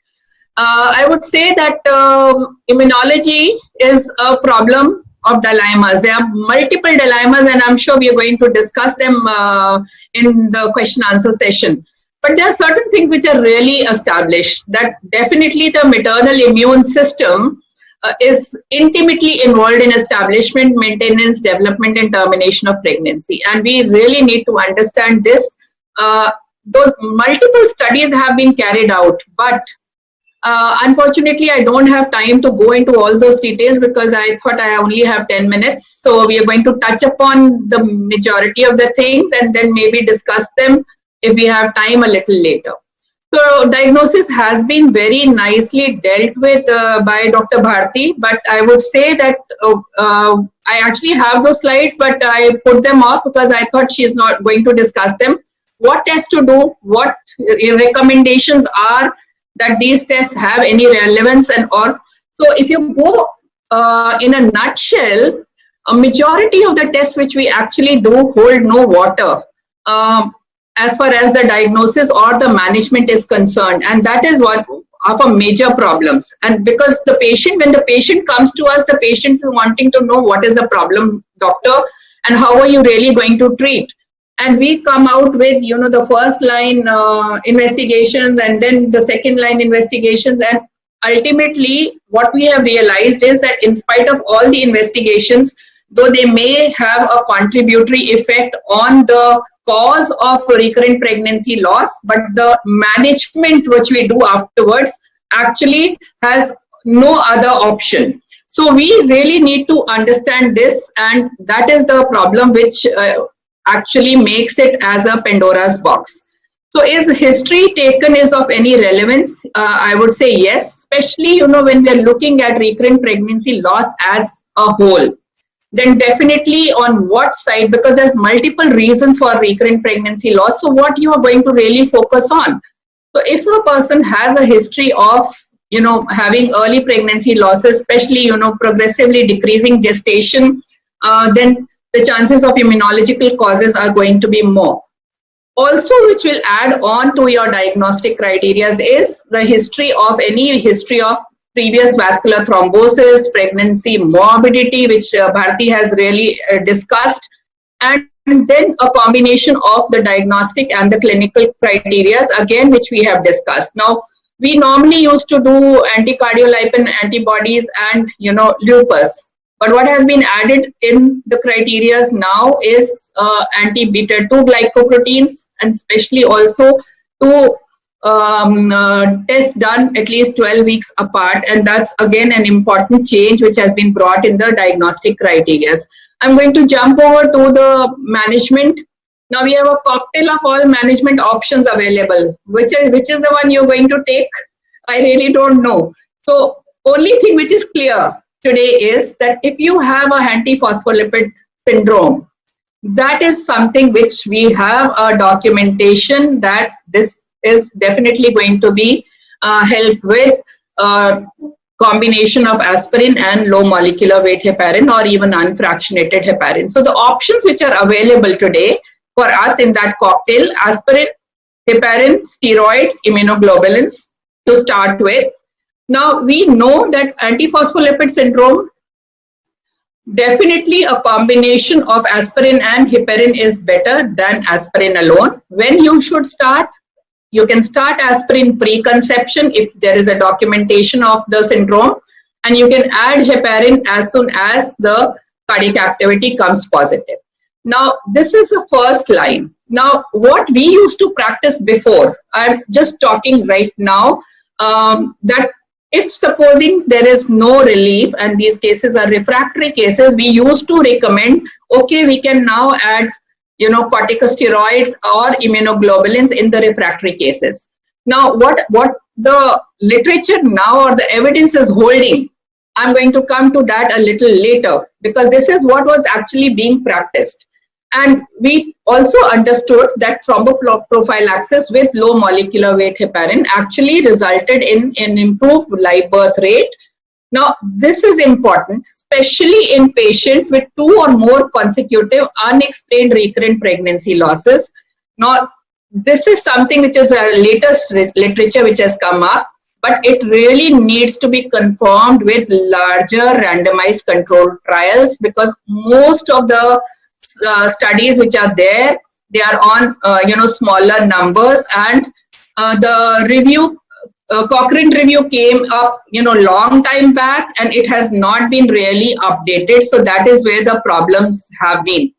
Now in the cocktail again, we have this very so-called sophisticated therapy, what we call as lymphocyte immune therapy, and I think it was a rage a few years back, and I would see everyone around me propagating lymphocyte immune therapy. Especially in cases where you've had recurrent pregnancy losses, and aspirin and low molecular weight heparin has not worked. But we've not had a randomized controlled trial on these, because see, anecdotal success by any therapy does not really mean anything, because even tender loving care is also going to give you some anecdotal successes, and it is also today tender loving care is a known aspect of inclusion of recurrent pregnancy loss. So we really need to understand this on a larger scenario. So if a person has already had a prior thrombosis and is actually then getting pregnant, we know that aspirin and low molecular weight heparin is the one which needs to be taken care of, and this should be included in the treatment protocol.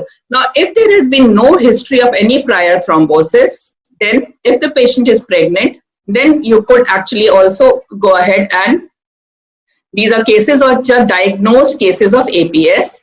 And in non-pregnant cases, in between pregnancies, no treatment is actually advocated. Now, when we were talking about the Cochrane review, as I said, came a long time back and it was not updated. So in 2015, this study came up and from China, and this study actually was an indirect evidence from all the theoretical comparisons of various small studies. And what they went ahead and showed was that in APS syndrome, actually there was no statistical significant effect of any treatment, whether it is aspirin, low molecular weight heparin, or a combination, or an unfractionated heparin and aspirin compared to placebo. And that is where we all went for a toss. Now, what at that point of time, it was advocated that in clinical practice, APS with RPL prescribed low molecular weight heparin. Now, it basically efficacy is limited. Then came ESHRE guidelines in 2017. And these ESHRE guidelines actually said that this is a conditional thing, where they suggested that if you see here, women who are actually fulfilling the lab criteria for antiphospholipid syndrome, and now they've added a catch here, that a history of 3 or more pregnancy losses. We suggest administration of low dose heparin starting before conception, and a prophylactic dose of heparin, it could be either starting on the date of positive pregnancy test. Now, the later, evidence which has come up is now suggesting, this evidence is suggesting that a combination of heparin and aspirin actually improves live birth in women with APS and RPL, where they've had a consecutive loss of 3 pregnancies, but there is no evidence for 2 or more. So it's a very different. So that means that if there are 3 or more, this is actually helping, and if there are 2 or more, it is not really helping. So this is something which has to be again proved with more RCTs. Let's come to steroids. Now, a lot of us were adding steroids in cases who were not really benefited, and especially, the question I'm sure which will be asked is, when do you really start? Should we wait for 3 abortions? Or we should investigate after 1 abortion? And a lot of these discussions have actually happened. And after 1 abortion, if a person is, let's say, APS positive, and the next abortion happens with low molecular weight heparin and aspirin, then what do? Then you add steroids. That is what we actually used to do. Now, later studies actually have come up, and they say that there's absolutely no benefit as far of adding, prednisolone to a combination of either aspirin or low molecular weight heparin. And the adverse effects of adding steroids are also quite a few, which we need to keep into account, especially, admission of the baby into NICU, rate of preeclampsia and hypertension, then risk of gestational diabetes, and birth weight in these patients is also significantly lower. Now, yes, APS, recurrent pregnancy loss, you are going to start aspirin, but when to stop? You need to stop at 34 weeks. That's important. Low molecular weight heparin, you have to continue after delivery at least about a week, because if they are APLA positive, they need to be supported post delivery also. Now, heparin and prednisolone should not be combined together, because the risk of osteoporosis and all is much, much higher. Now, the question arises, which therapeutic intervention should be offered to couples with suspicion of immunological background to increase live birth? Now, firstly, there are no immunological biomarkers except, a high titer antiphospholipid antibodies, which can be selected for couples who have, RPL for specific treatment. So there's no other biomarker, whatever you may say of inherited or acquired thrombophilias, there is nothing else which holds water, and there has been enough evidence in this ESHRE guidelines, which we have from 2017 onwards. So what else can be for hereditary thrombophilias? Do you really want to offer something? Actually, nothing is suggested in these also, and so they also can be just overlooked. So in a nutshell now, what are the treatment protocols which normally people offer, and which, let's say a few years back, we all used to try? So steroids, as I said, inconsistent results in recurrent miscarriages, and they definitely increase the risk of prematurity, oral cleft palate, gestational diabetes, and hypertension. Now, intravenous immunoglobulins, again, there is no evidence that there is any improvement in live birth rate. So again, these are the recent 2 meta-analyses which are telling us that. Then we come to lymphocyte immune therapy. Again, recent meta-analysis has said that it might have had an improved birth rates in the treatment arm. But again, the studies which were included in this meta-analysis, they were of low quality and very few in numbers, and they lack consistency. So again, I can't really give you a very direct answer on this. We need to have some RCTs which the voice is not reaching us. Your voice is not reaching us. Sorry?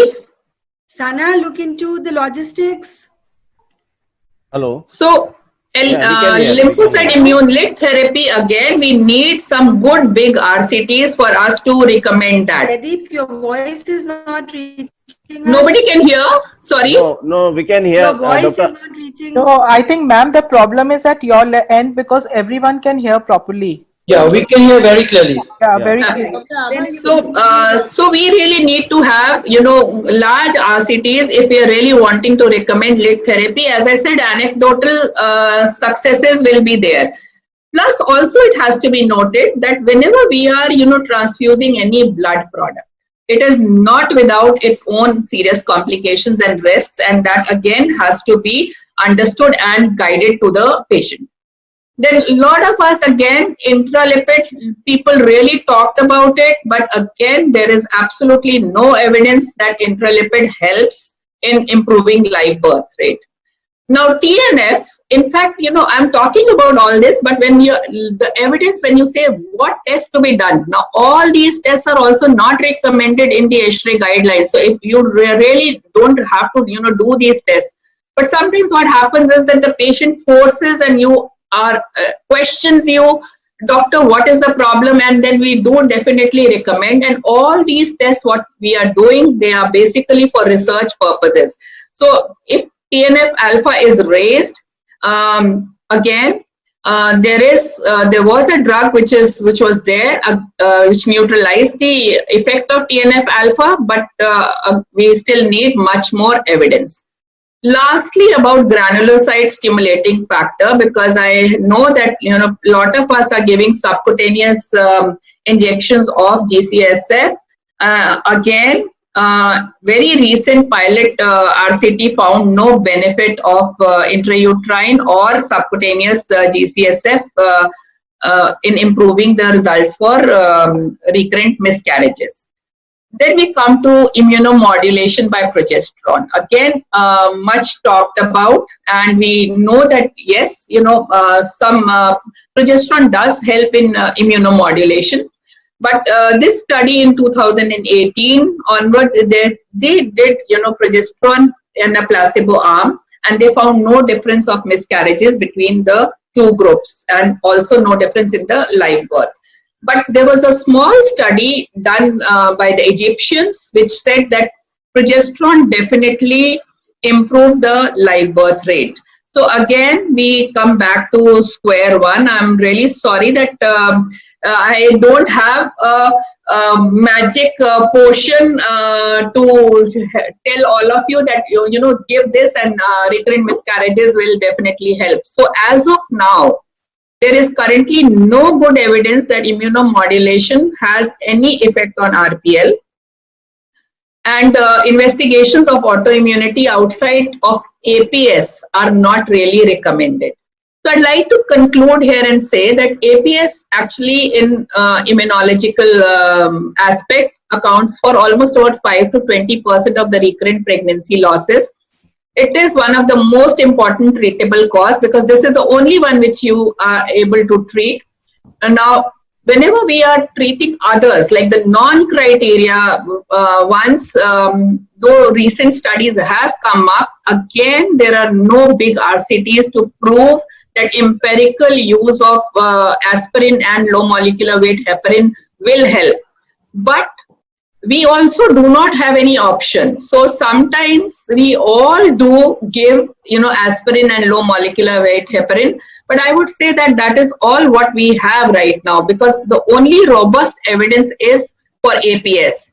And the other non-criteria APS require further investigations.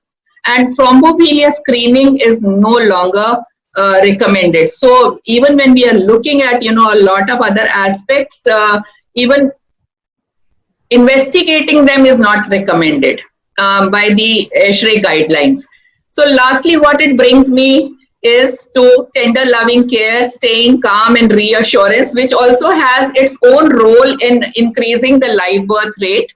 And I would really request all of you to recommend this iMoms app, which actually provides all these three things along with some medical help for patients to keep calm, because you have, diet charts, yoga, music, guided meditation, because the stress was also one of the major factors for making the journey of pregnancy, a little more stressful. So we need to reassure them that even if we don't do anything, still a big chunk of patients will definitely have live birth.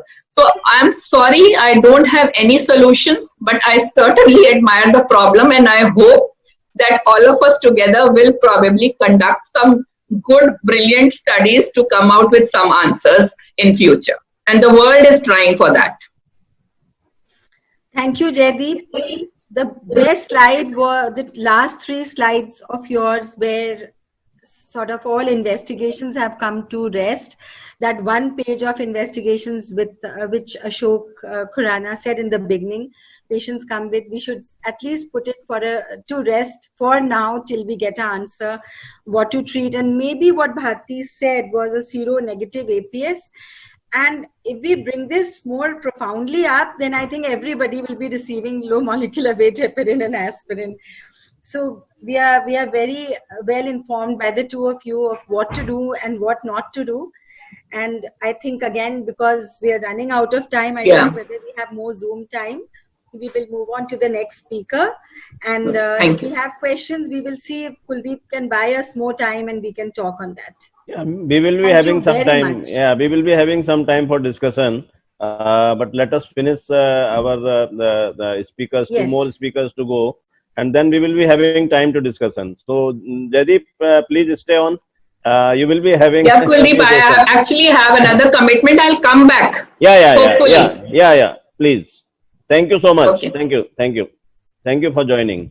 And I will like to. All the best to you. Thank you. I will like to inform the House that you are being barged by 800 plus delegates at present. So thank you for joining, and I hope you will be joining again. Dr. Abha, next speaker is Dr. Jaideep. Will you like to introduce him? Jaideep Tank. Right? Yeah, Dr. Jaideep Tank. Welcome, Dr. Jaideep Tank. You're known by everybody, and your CV is a very attractive CV. I'll just read 2 important points from this: that you've been the Secretary General for the Federation of Obs and Gynae Societies of India, and you've been the immediate past President Mumbai Obs and Gynae Society. You're going to talk on a very, very important topic, which is genetics of RPL, and I would welcome you to start your slide share and go ahead with the talk. Dr. Jaideep is very busy at present, managing all elections and other things, and he is very gracious to be present in this forum. So, Dr. Jaideep, I welcome you. I have Shweta to talk first, and he can come in later. Yeah. Dr. Jaideep, Sana, Dr. Jaideep has joined.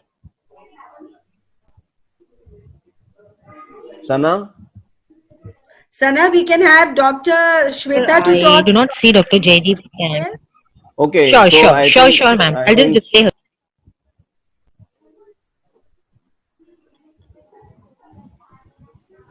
So then, should I go ahead with my presentation? Or? Yeah, we'll just. I think. Yeah. Just put Dr. Shweta's slide there. Yeah. So, who knows Dr. Shweta Mittal better than me? So, I take the privilege of introducing her. She's a very vibrant worker, very enthusiastic about doing new things, starting new things. She's a senior consultant at the Center of IVF and Human Reproduction of Sir Gangaram Hospital. She's the editor of Indian Fertility Society, treasurer of AOGD, and she has the credit of being responsible for the first frozen thawed oocyte pregnancy of North India, also in 2009. And she's a recipient of so many awards. You can see her.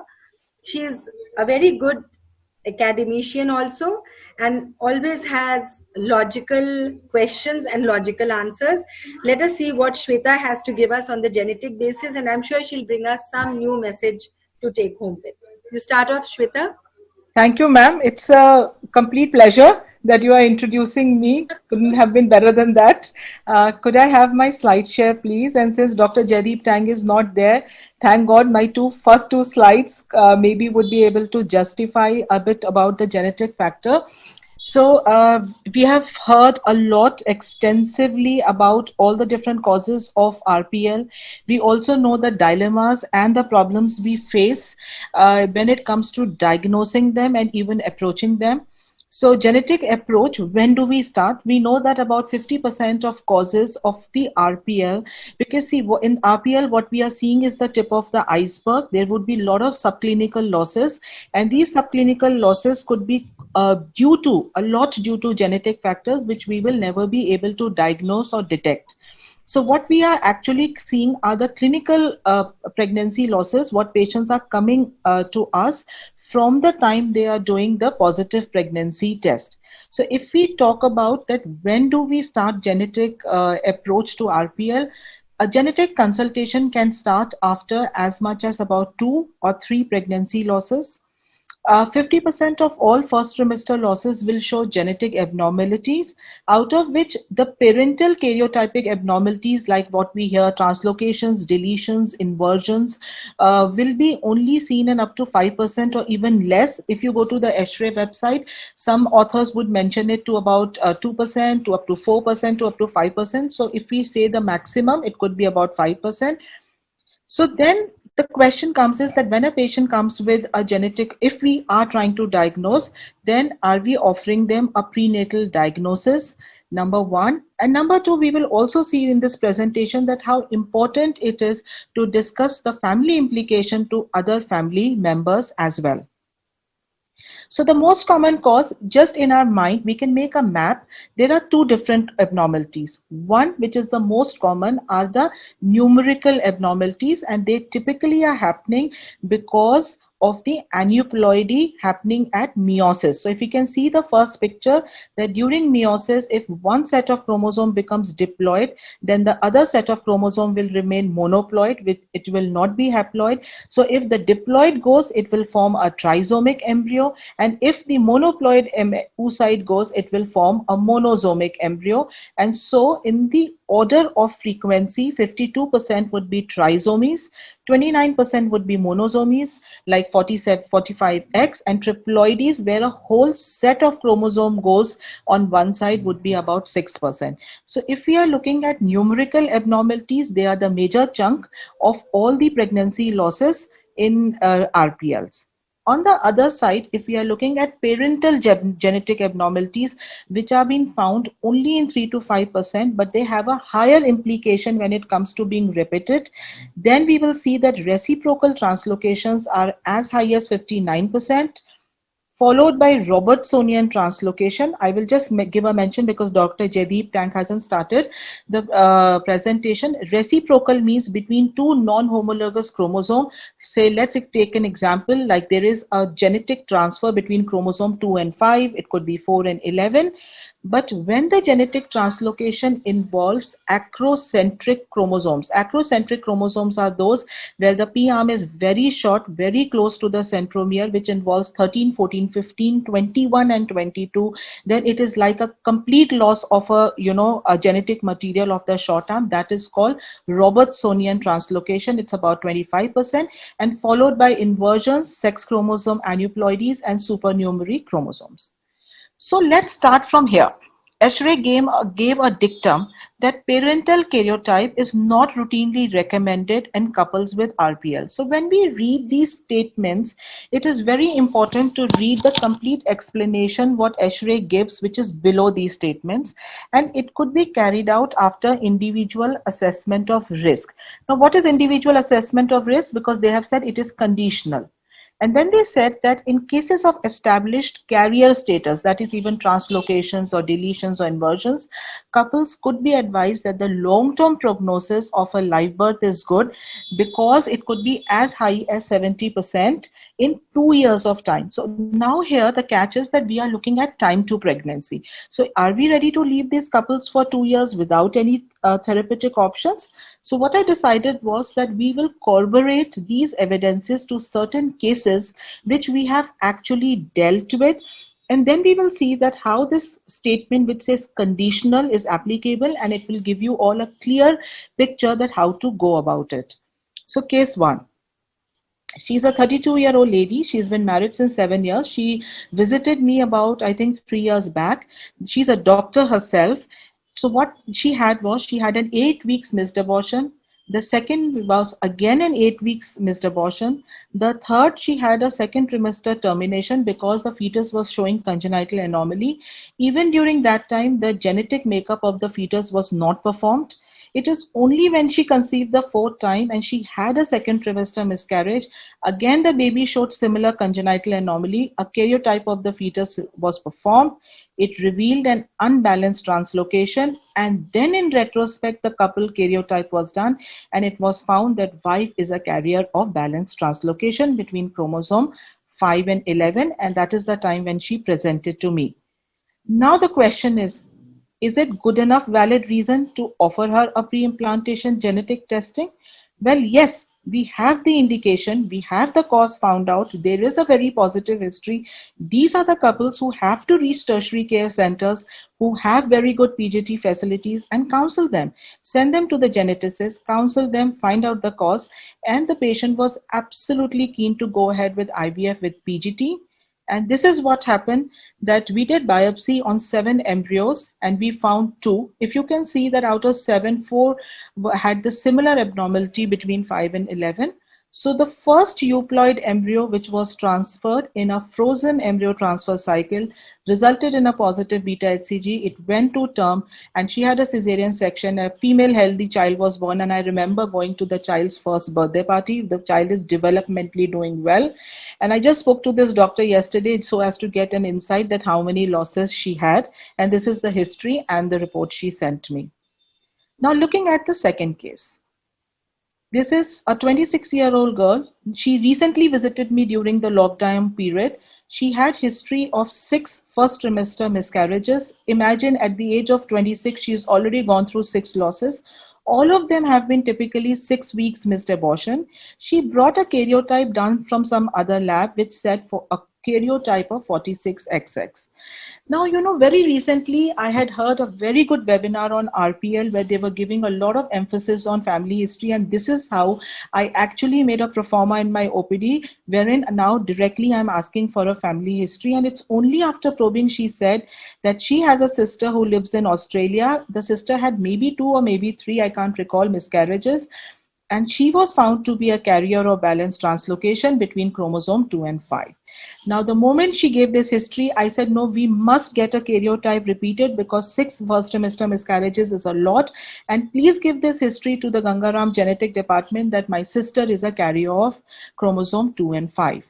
So the karyotype was repeated at Gangaram Hospital. Husband's karyotype has been 46XY. She already had an APLA report which was negative, and she already had a USG saying that the uterine cavity was normal. So once that karyotype was repeated in Gangaram Hospital, just look at this area. This is chromosome 2, where the terminal end there is an inversion, and it said 46XX translocation between chromosome 2 and 5 in the P arm and the Q arm. You can imagine that this report, had it not been because of family history, we would have completely taken a normal karyotype report. And this was picked up only because a FISH targeting chromosome 2 and 5 were done. And this is how we could confirm, because sometimes these regions are so small and they are terminal, and on normal karyotype and without a keen eye, they are not diagnosed. But does the challenge get over? Like the first case, do you think that a simple PGT can help them? Now the problem is that because this translocation is almost at the terminal region, and it was told to me that it also has a subband. So PGT-SR can only be performed if the band is detected under a high resolution. So please do not confuse between a report saying magnification 1000x, however, a resolution is different. And the affected region needs to be bigger than 6 MB, and then only the software can detect this deletion. Then there are very few labs in India, all across, maybe one or two, who actually are picking up these regions which are lesser than 6 MB. So we tried contacting them also, and possibly now we will send this case to that lab, because our normal lab, which is detecting for us every day, is not able to detect. So if it is smaller than 6 MB or terminal chromosome deletion, either in India we will have to make probes which are targeted FSH, FISH technology is the choice for detection, which only two labs I can think of, that also provided if they make the probe. But one lab said that yes, maybe with NGS platform itself, they will be able to detect. Otherwise, this patient will keep trying her luck that one day she will have that chance of a normal conception, or she will land up with donor oocyte if a PGT-SR is not offered. Very quick, two more cases. This lady underwent an IVF under me because she had previous 2 to 3 failed IVFs with at least 10 embryos transferred elsewhere. But I don't think that we offered her a PGT that time. Her karyotype was normal. She had 2 miscarriages from 2 blastocysts which were transferred in Gangaram Hospital. At 9 weeks, both of them happened. When I got the karyotype done of the first product of conception, it said that it has a Duchenne's muscular dystrophy gene. It's a busy slide, so I'm just reading it out. That the conceptors had a DMD gene. So the moment this was done, I did a genetic counseling, and a DMD gene mutation was done of the couple, and it came out to be negative, and the normal karyotype of the couple is already negative. So then the discussion was that this is a by chance finding, it's non-repetitive, and she went through second embryo transfer.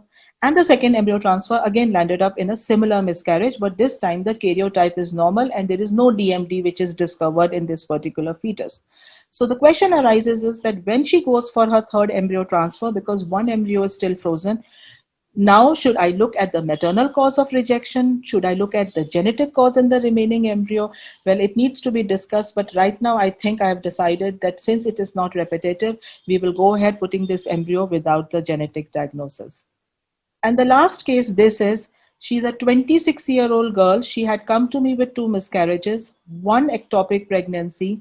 In one of the POCs, a deletion was found at chromosome 21 and 11. The moment this report came, I got husband and wife's karyotype done. Both the karyotype of husband and wife were normal, 46XY and 46XX. Now comes the role of genetic counseling. A genetic counseling was done, and they said that the recurrence rate of this is very low because the parental karyotype is normal despite the conceptors having a deletion. It was a by chance occurrence. This girl actually conceived in the lockdown period, is now about, I think, she's in her second trimester, and the pregnancy is doing well. So the 4 different cases, the reason I showed was that to conclude that we have to categorize 2 things. Numerical aneuploidies. That means you have a product of conception which says trisomy, Down syndrome. Then these are non-repetitive, or triploidy, they're non-repetitive. So you may not offer them anything. They can go for their next conception. But if you're dealing with, like I had a doctor coming who was 40 years with 2 Down syndrome babies affected, she would not do anything unless and until a PGT was offered on such embryos. So PGT can be offered if age-related higher risk of recurrence. But then these patients who are younger have an option of getting it diagnosed antenatally with all your screening methods by NIPT, by CVS or amniocentesis. So we need to be clear that if we are dealing with numerical aneuploidies, they are non-repetitive. But if we are dealing with structural aneuploidies, though the long-term chance of live birth is good, however, you must get a genetic counseling done. PGT-SR is the procedure which can reduce the time to live birth, and then antenatal diagnosis remains an option. I had thought that since I am, so the last question to be addressed, last 2 slides, that should genetic causes be found out and treated? Yes, it provides valuable information regarding current miscarriage and subsequent reproductive potential.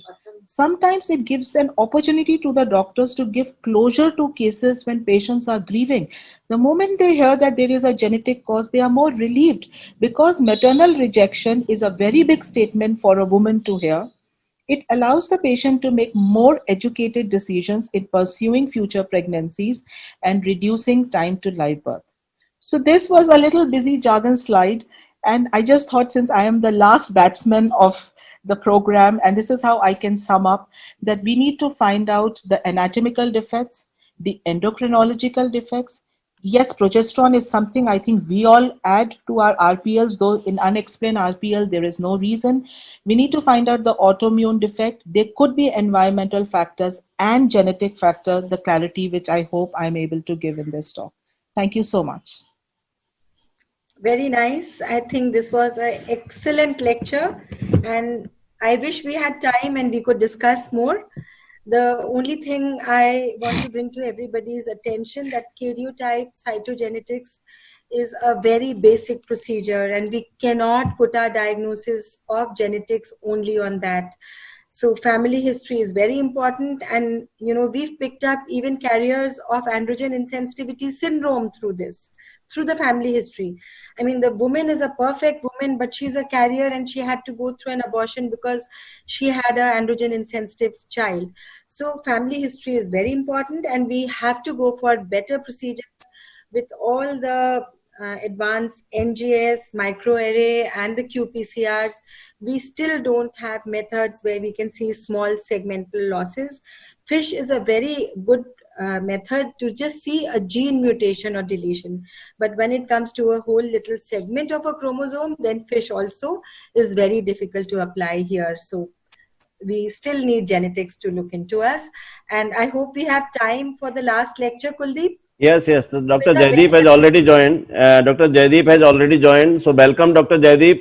I know you are too busy in the administration, but thank you for sparing the time. And Dr. Jaideep, as everybody knows, he is already introduced to the audience. He is the current Foxy Secretary General, and he was past president of Mumbai Obs and Gynae Society. So without wasting much time, I invite Dr. Jaideep for his last lecture. Though Shweta has very nicely highlighted the treatment part, but certainly there are few more things which are required, which patient should be treated, investigated for POCs, karyotyping, which patient should go for parental karyotyping. So Dr. Jaideep will be trying to solve the diagnostic dilemma, genetic angle in RPL. Dr. Jaideep, please.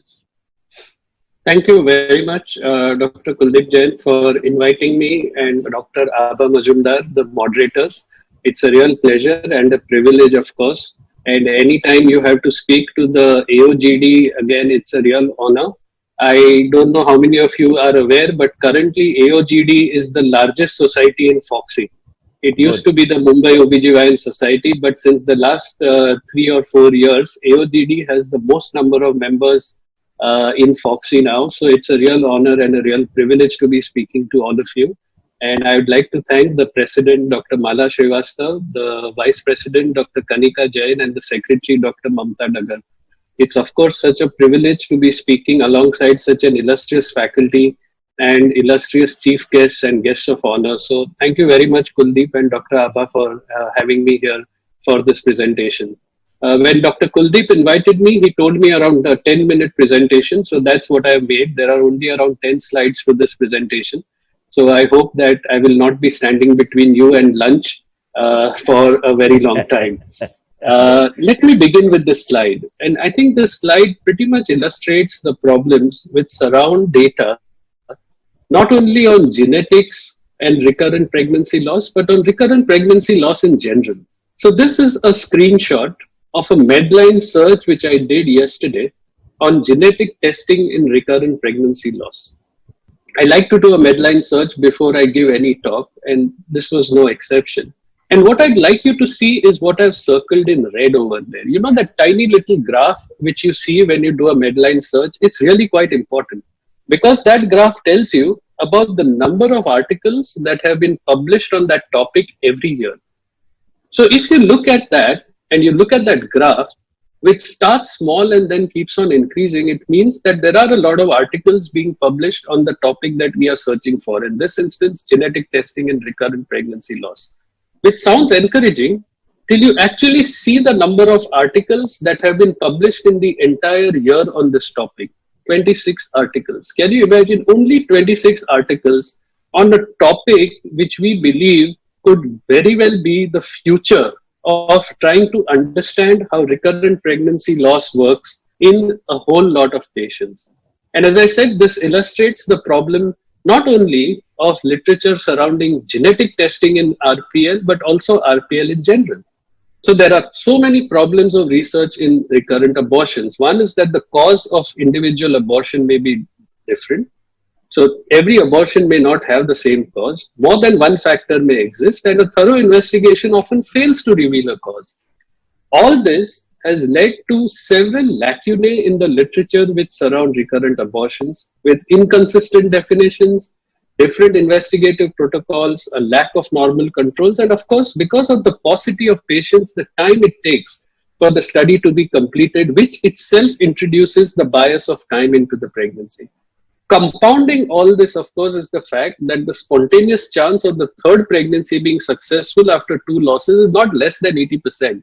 So whenever we do anything for recurrent pregnancy loss, how can we say that because we did this or because we investigated this, this patient had a successful pregnancy the next time around? You know, it's quite a quandary and quite a difficult situation. In my view, therefore, when you are talking about recurrent pregnancy loss, the first thing we have to keep in mind is our good old dictum of primum nor nocere. So these are the talking points: who to test, when to test, what to test, and what is the current value of testing products of conception.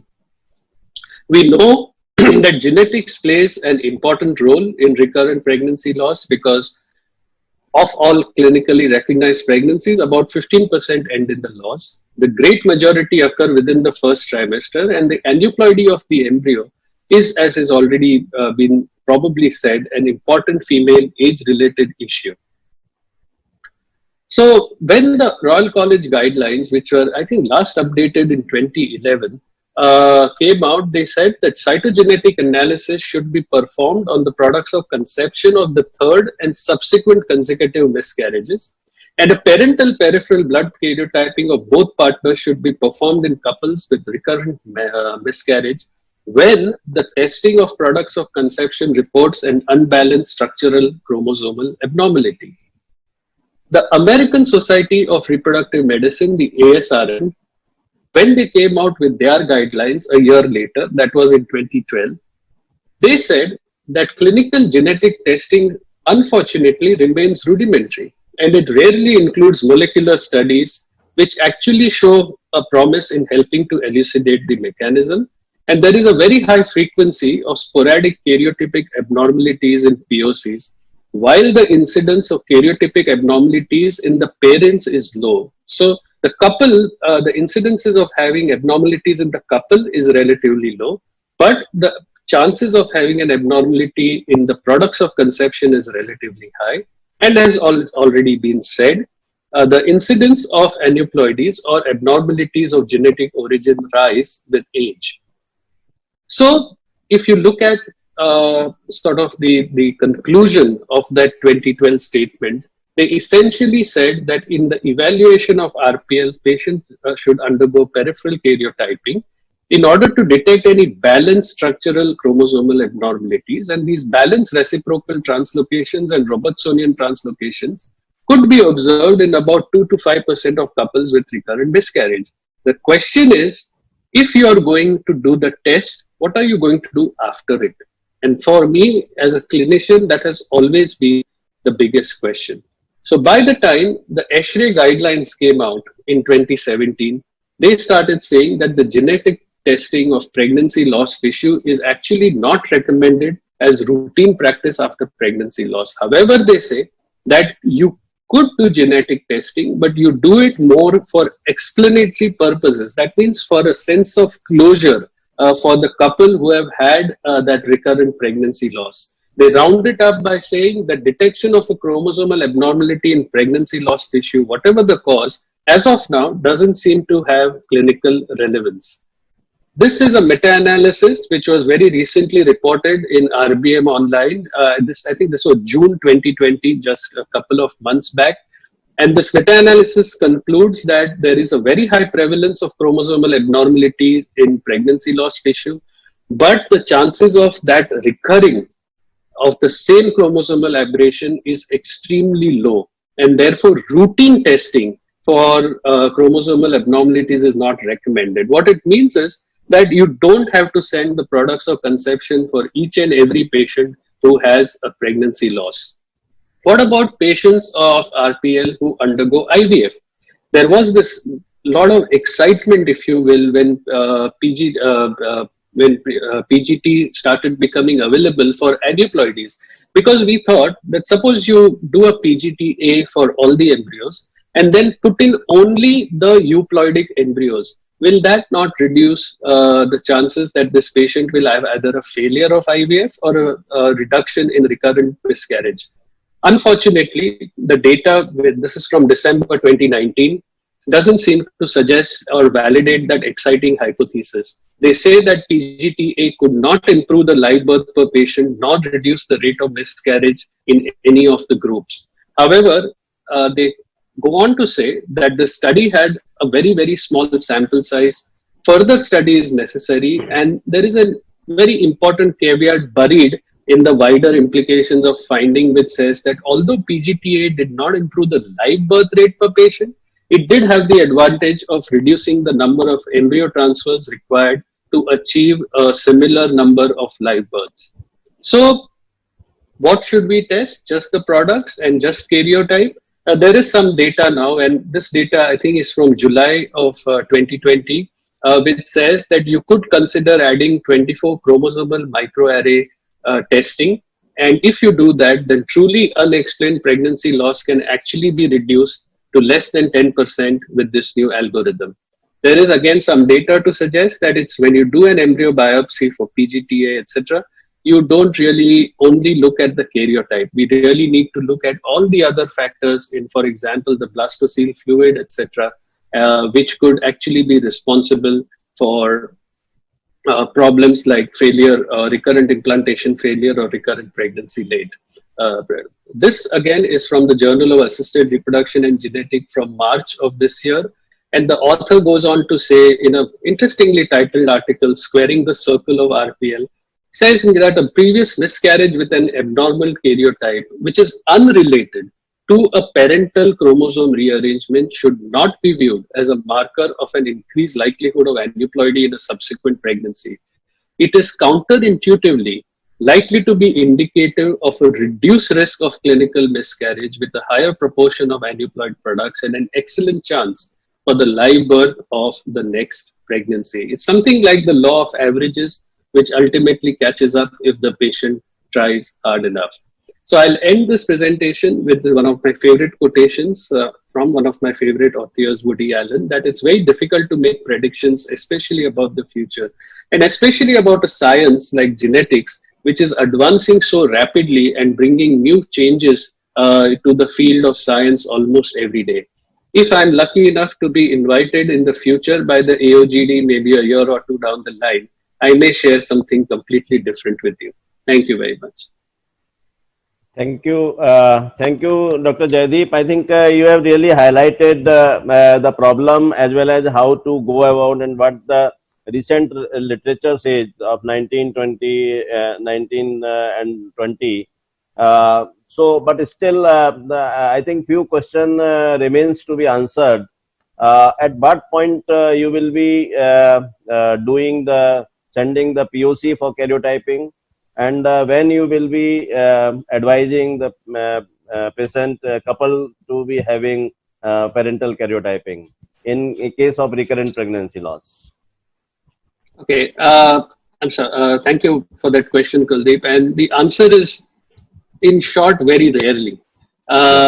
In second trimester abortions, when a syndrome has been detected, for example, by Dr. Ashok Khurana on ultrasound, and they would like a confirmation of whether that syndrome is genetic in origin or not, that is one place when you can send the products of conception for karyotyping.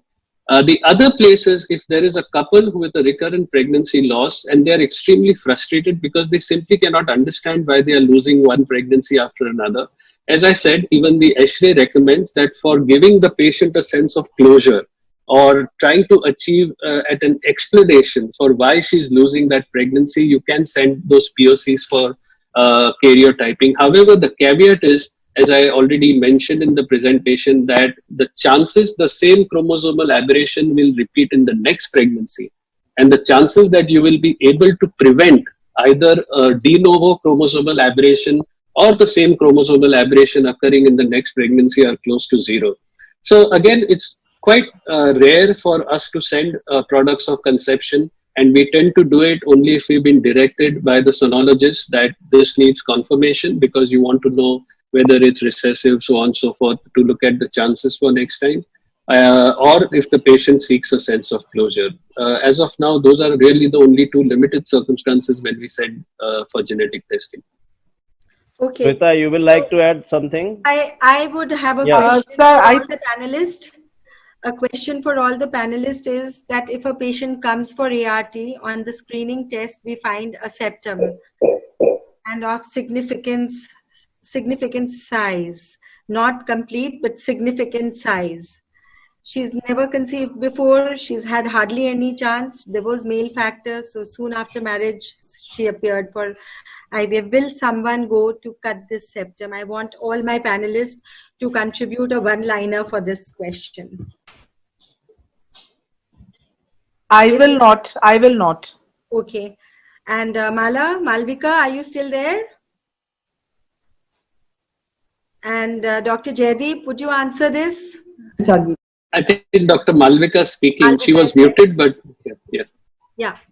Patient. Dr. Malvika. I will talk to the patient and explain it that now that she's going in for an IVF and it's an expensive proposition. So there is a septum and she's not had a loss and there are no other reasons like she's not had no loss and there was no pregnancy she was not. So she would definitely, I will offer her, I would offer a metroplasty. You will counsel your patient, and if she wants, all counseling is always directed to what you want. Because yes, I would counsel her towards metroplasty. You will counsel her. So but this patient is not going ahead with IVF. She's just come married for a short duration. No, she's going for IVF. It's prior to IVF, Shweta. I will not. Abha said that she's prior to IVF. Would you do a metroplasty with not a very big septum? Half septum, I will not do. Yeah. Both the Jaideeps, your opinion? Okay, I'm sorry, I'm unable to give you a short answer for this. I unfortunately missed the presentations earlier where this was discussed, but I'll give you my thoughts about this. One is that if I see a septum or suspect a septum on ultrasound, I would first like to know whether this is truly a septum or it's a biconvate. Yeah, all that done. And then all that done, the TVS is done, 3D is done, everything is done. Okay, then I can give you a short answer. And the short answer is this, that if the septum is more than a centimeter and the patient is going to go for an IVF cycle, I would most certainly go ahead and cut that septum. You will cut it. Okay. If it's more than a centimeter. Kuldeep, what is your opinion as a moderator? I will also cut if the patient is going for the IVF, and if I see a septum of more than 1 centimeter, I will cut it. Yeah. Well, it is, yeah, most of us would want to do that, but it is very sad that girls have got a septal resection done by possibly operators who were not too good at it, very good institutions, and they've had a whole obliterated cavity following that. So we have to keep. Yeah, see, these are two things. They are two separate things. Whether it should be cut and how it should be cut. So this needs to be discussed. Yeah.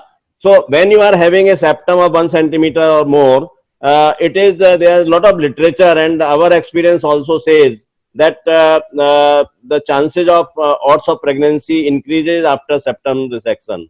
So I think that, yeah. Then I think we all counsel whether you should have or you should not have. None of us counsel that after I do a septal resection, if I have a vision difficulty in that and I still want to complete the procedure, we may lead to post-operative adhesions. And that is where the cavity goes. This poor girl has had 3 hysteroscopies following it, and every time she tends to form re-adhesions, and she just can't make it. So it's very important before we pick up the knife that we are sure we will be able to justify her in septal resection. So can I make a point here? Yes, please do. The point I'd like to make is that if it's truly a septum, and if it's truly cut along a single line, I mean, you normally cut a septum, you start cutting it and you cut it along that single line. Typically, what you see is that the septum, in fact, recedes into the uterine cavity. Correct. Because the septum is actually an avascular area, and avascular areas are not supposed to cause adhesions.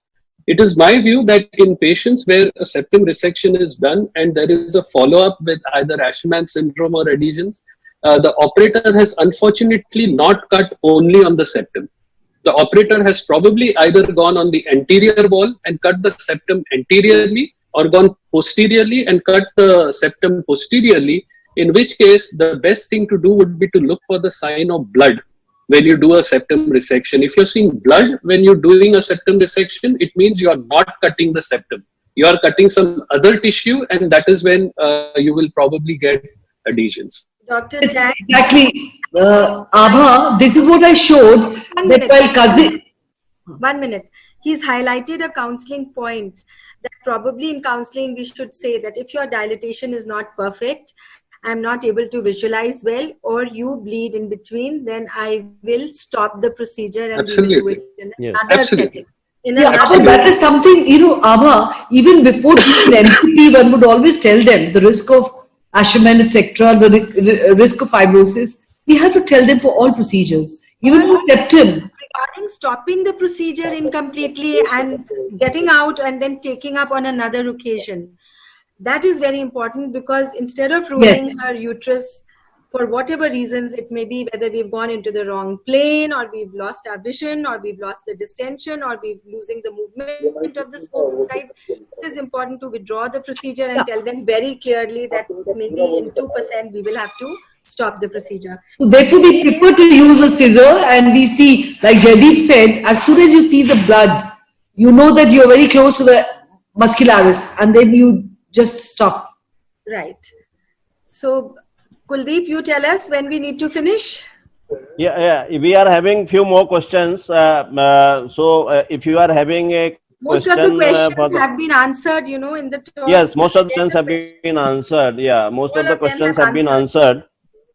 Yeah, so the only thing, one question remains, what is the role of progesterone? Though it was already highlighted that in the current X-ray guideline, there is a role of progesterone which they have suggested that progesterone can be given in recurrent pregnancy loss conditionally. Conditionally, again they have put the condition.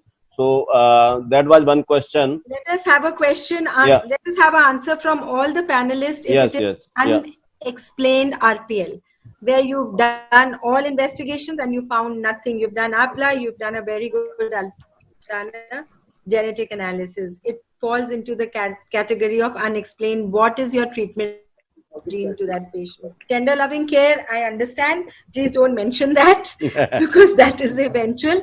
But I would want all my panelists, Malvika, maybe Ashok Khurana also, he's still there, Shweta, Dr. Tank, and Dr. Dhurepa. Bharti, I would like to say one thing, that after all these investigations, when your thrombophilia and everything is over, for years together, even when there was no literature found for LIT, I have used LIT and I've come out with excellent results. Though I just could not, there were no corroborated studies which I could bank upon, but practically speaking, and that was the beginning of LIT, the samples were sent to us, we would give it in our hospital, and it was amazing what the outcome was. But We would your like more studies. The remaining of my panelists would also answer what they do for unexplained RPL. Dr. Tank?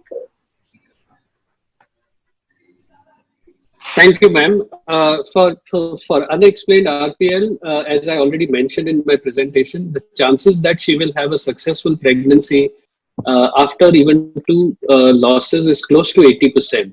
Yes. So sometimes I feel that way RPL is good, because even if you do or you don't do anything, you're going to get the credit in 80% of the cases. Do you not?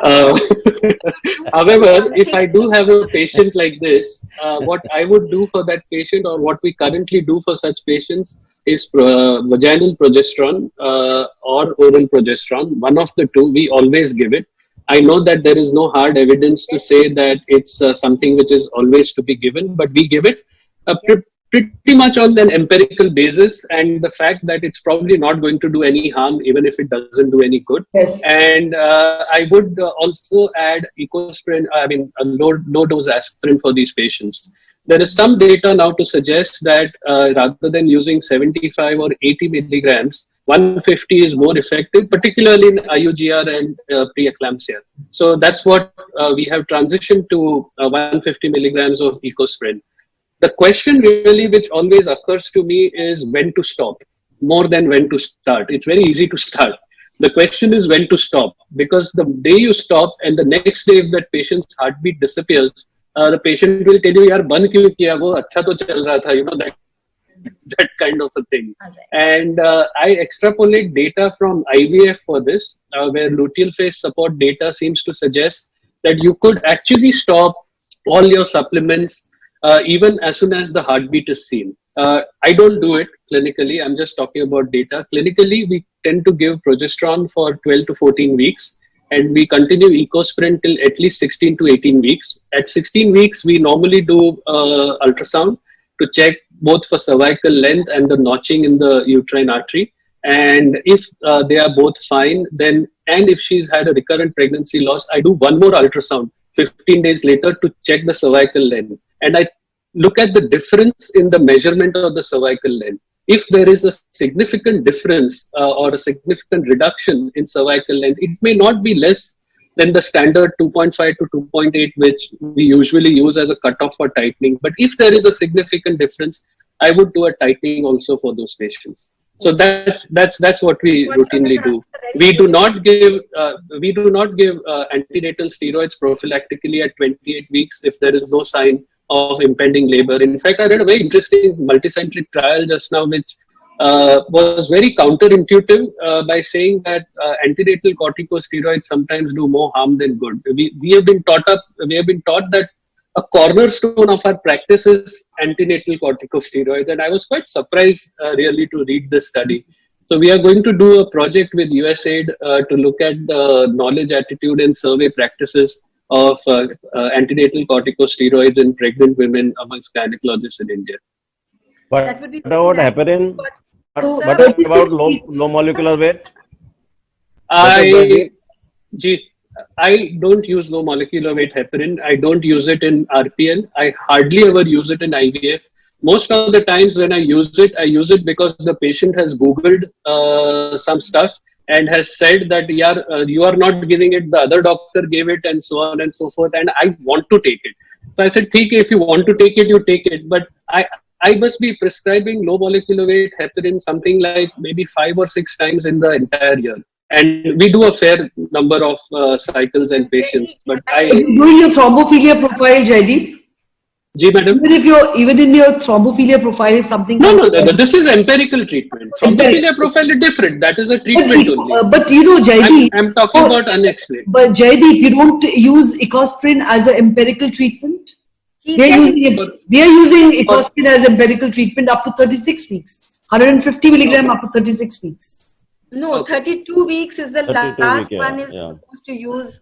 So, madam, we use ecosprin for a longer time if that patient has either a history of previous preeclampsia or IUGR and this thing. But empirically, as Dr. Abha said, for unexplained either infertility or RPL, 18 weeks. We normally stop it at that. Although I must say there is no harm in giving it for a longer time. empirically you can. It's all empirical anyway, so Yeah. you can give it, but we don't for whatever reason. Yeah. Anybody else would want to answer this question? I'll So, explain. Ashok. I could. Ashok. Yeah, I wanted to add a few things on the protocols we follow. That we've learned today that knowledge changes very rapidly. And even when we look at guidelines like Shweta highlighted and Jaideep highlighted, it says conditional or strong, etc., etc. And a lot of our postgraduates and the younger lot just go by what is seen on a slide and they don't read the conditional part. I think that is extremely important because we cannot generalize our patients, and certainly not in RPL, we cannot generalize our patients. We must know what they mean by conditional. The second is the question of the cervical factor, and we always assess it when we do a 12-week scan for anomalies as well as for our aneuploidy screening, and that's the time that we will also assess our uterine artery flows. So you will know whether you have to put straight away onto your 150 milligrams, and you will know your baseline cervical length. And as Jaideep said, we do not then follow the 25 millimeter plus as normal. We just repeat it at 14 and 16 weeks. The other advantage of a 14 and 16 week scan is that we will be able to exclude that bunch of unusual structural malformation that we will miss otherwise when there is a fetal demise. So these patients should go through a 12-week scan, a 14-week scan, and a 16-week scan to actually realize that you're not doing empirical stuff. You don't even have to see the whole embryo completely at 14. That's mainly cervical length. But at 16, it really offers us a lot of information. And that's the way we've been able to say, okay, this cervix has gone from 32 to 25.5, and I still think that we need to do something about this cervix. So we must realize the protocols will keep changing. It sounds ridiculous that I'm doing an ultrasound and a detailed ultrasound every 2 weeks from someone who is spending time and therefore also charging people money. So from an economic point of view, some people start getting worried. But in the RPL background, I think it's very important to realize that every single tiny factor needs to be looked at. And we've seen with progesterone how beautifully these cervixes grow in length. We've really seen them grow from long, longer, longest. We never thought that could happen, but now we know it does. So new protocols as well as looking at the data properly is something we must do all the time. We all know second trimester abortions or losses have a standard protocol. You see the cervical length or you see the uterine anomaly, but it is the early abortions, the first 7-8 weeks, which go as unexplained RPL, are the most difficult to treat, and most of the empirical therapy go into these poor girls with a whole list of medicines and a big bed rest. How many of us do advocate bed rest to our first trimester patients who have had 2 losses before and have come with a pregnancy? Ma'am, I just have a bit of a different take from all the answers of progesterone. So if a patient comes to me at positive UPT, she actually leaves the OPD thinking the doctor has never given anything, and the general trend is to give her progesterone and a folic acid. But if the same lady comes to me at 8 weeks of pregnancy, she never visited anyone, and there is a very beautiful cardiac activity, I don't give her any progesterone. She has already changed to the uteroplacental shift. A folic acid will do beautifully. If a lady comes with previous 2 genetic causes of miscarriages, definitely there is no role of progesterone in this pregnancy loss. If a lady comes with a very significant loss of 10 weeks, then we need to see other causes, but besides genetic, 10 weeks and above thrombophilia. So I think the previous abortion history is the most important clue. I do not give progesterone in any RPL beyond 9 weeks. You have made a question for yourself. Suppose a woman comes to you at 8 weeks with a good cardiac activity and she's had 2 losses earlier at 10 weeks. What will you give her? Unexplained RPL, her APLA is negative, arithmetic is normal. So I will not give her, I will watch her, I will put her on folic acid because this progesterone is not preventing her from this miscarriage. Either I will have a genetic report of previous anything else. Doctor, would you like to do thrombophilia profile when she's pregnant? Yeah, so though the false, reports are higher, if she's not had and she's had significant losses, I will still ask her to get it done.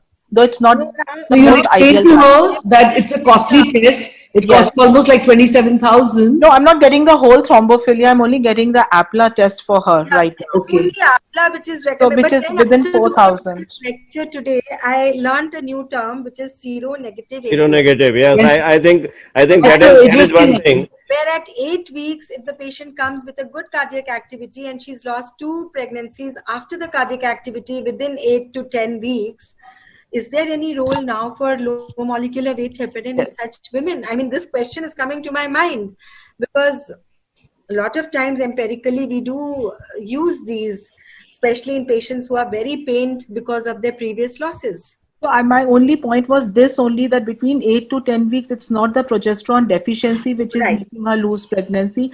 There are 2 causes, either genetic or it is thrombotic or it is any immunological. And that is the role of, I think, HCQS as an immunomodulator, which, one group is giving.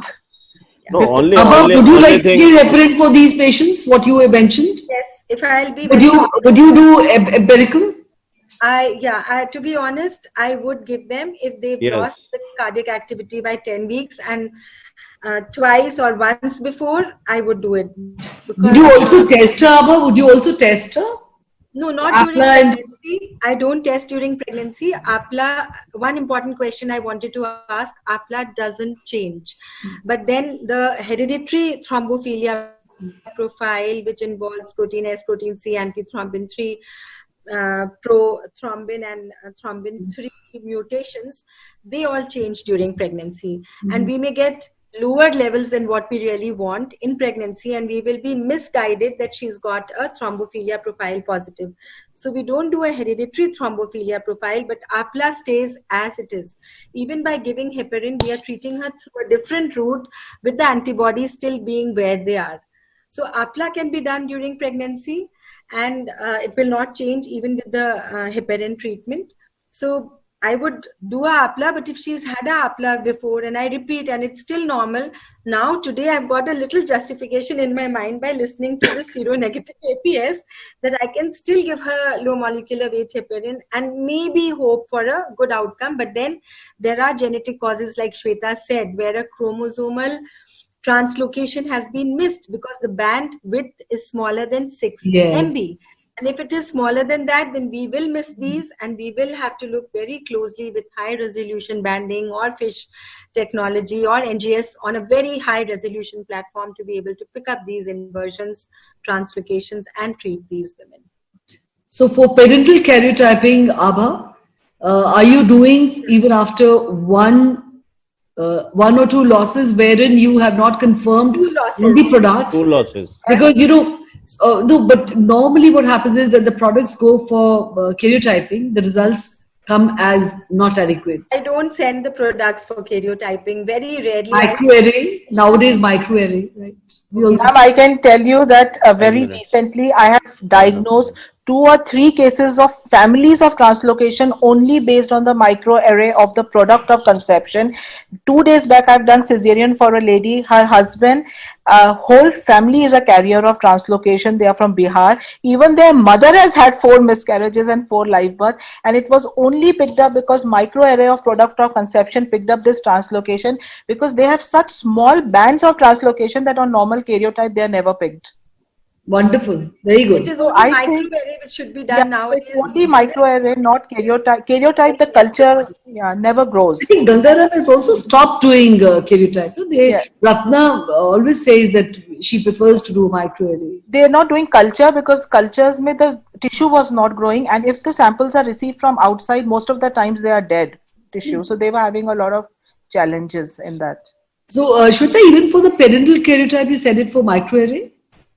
Parental karyotype is a normal karyotype, the first karyotype. So the translocations and the balanced translocation, like you mentioned, that particular case was on a simple karyotype. Yeah, they pick it up on normal karyotype. These are tricky situations. They are being... I know, because the one which you showed was pretty tricky. Yeah. Very tricky.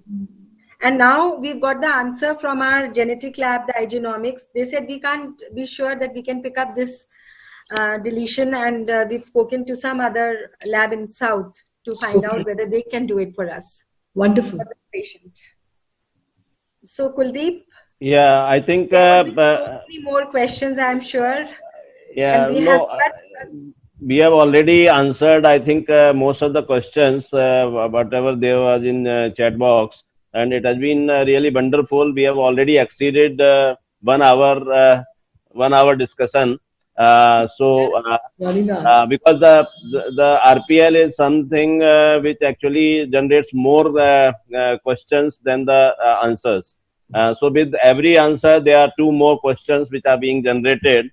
So it will be never ending, but certainly it was a very really wonderful platform. And I will like to inform everyone that 1,000 plus attendees have joined our program. So that was really great. I thank all my key opinion leaders, Dr. Abha, Dr. Malvika, Dr. Bharti, Dr. Ashok, Dr. Jaideep Tank, and Dr. Jaideep Malhotra for sparing their time. Actually, it was really wonderful discussion. Yeah, Sweta, your presentation was really excellent. Was really excellent. Yes. Wonderful presentation. And a lot of messages, a lot of clarity actually has come in when you are. But still, there are a lot of things which still remain unanswered because, as Dr. Ashok has said, the knowledge changes very fast. So maybe when we are discussing this, there are already something which has already changed in the literature. So please keep on searching the literature. Try to take help of all seniors and key opinion leaders whenever you are having recurrent pregnancy loss case in your clinic. With this, I request. I am thankful to Dr. Mala, Dr. Kanika, and Dr. Mamta for giving us this platform. This was really wonderful. And I request Dr. Mamta to propose a vote of thanks for us. Dr. Mamta, are you there? Yes, I am very much there. Dr. Kuldeep, we'd like to wish you all the very best. Thank you so much. And we assure you of all our team is going to vote for you. That is much required, Dr. Malvika. Thank you so much. Definitely from Delhi at least. Good afternoon, everyone. So we had a humongous response to this webinar, and at the end, it is my humble duty, being the secretary of AOGD, to propose vote of thanks to our esteemed moderators, Dr. Kuldeep Jain and Dr. Abha Majumdar, for organizing this wonderful webinar on a very pertinent topic of recurrent pregnancy losses and its various aspects. And my sincere thanks are to our chief guest, Dr. P.C. Mahapatra, and our guest of honor, Dr. Archana Verma ma'am, for being here throughout this webinar, as well as to Dr. Ragini Agrawal and Dr. Hema Devakar. A huge word of thanks to our vibrant speakers of the day, Dr. Ashok Khurana and Dr. Malvika Sabharwal, Dr. Bharti Dhorepati, Dr. Jaideep Malhotra, Dr. Jaideep Tank, and Dr. Shweta Mittal Gupta for your excellent deliberations, which have really enlightened our viewers. And thank you, Dr. Manasi, for being the masters of ceremony of today's event. And thank you, Sana, at the back end for making the webinar run so smoothly. And at the end, thank you everyone once again. And I request everyone to support for Dr. Kuldeep Jain in the upcoming elections. Thank you. Thank you, Dr. Mamta. I will like to thank Bharat Serum for providing me this academic platform. They have been really helpful in organizing all these three key opinion leader meets, and they were really wonderful. Every time we had 1,000 plus attendance, and of course Science Integra for providing us the platform. Yeah. Thank you very much. Thank you so much, sir. Thank you very much. Yeah. Thank you everyone. Thank you everyone for joining. Sarah, thank you very much. Thank you. Bye-bye. Thank you. Bye-bye. Thank you, doctors. It was a really very good webinar. Everybody look into the screen once. Yes. Can you look into the screen once, everyone? Yes. With a smile. Yeah. Everybody was posing. Okay. Bye-bye. I'm leaving. Bye. Take care. Have a nice day, nice Sunday. Ashok, you can carry on with your drink. Thank you, Dr. Mala and Dr. Kanika and Dr. Mamta again for being with us here throughout. Thank you. Thank you. Thank you, everyone.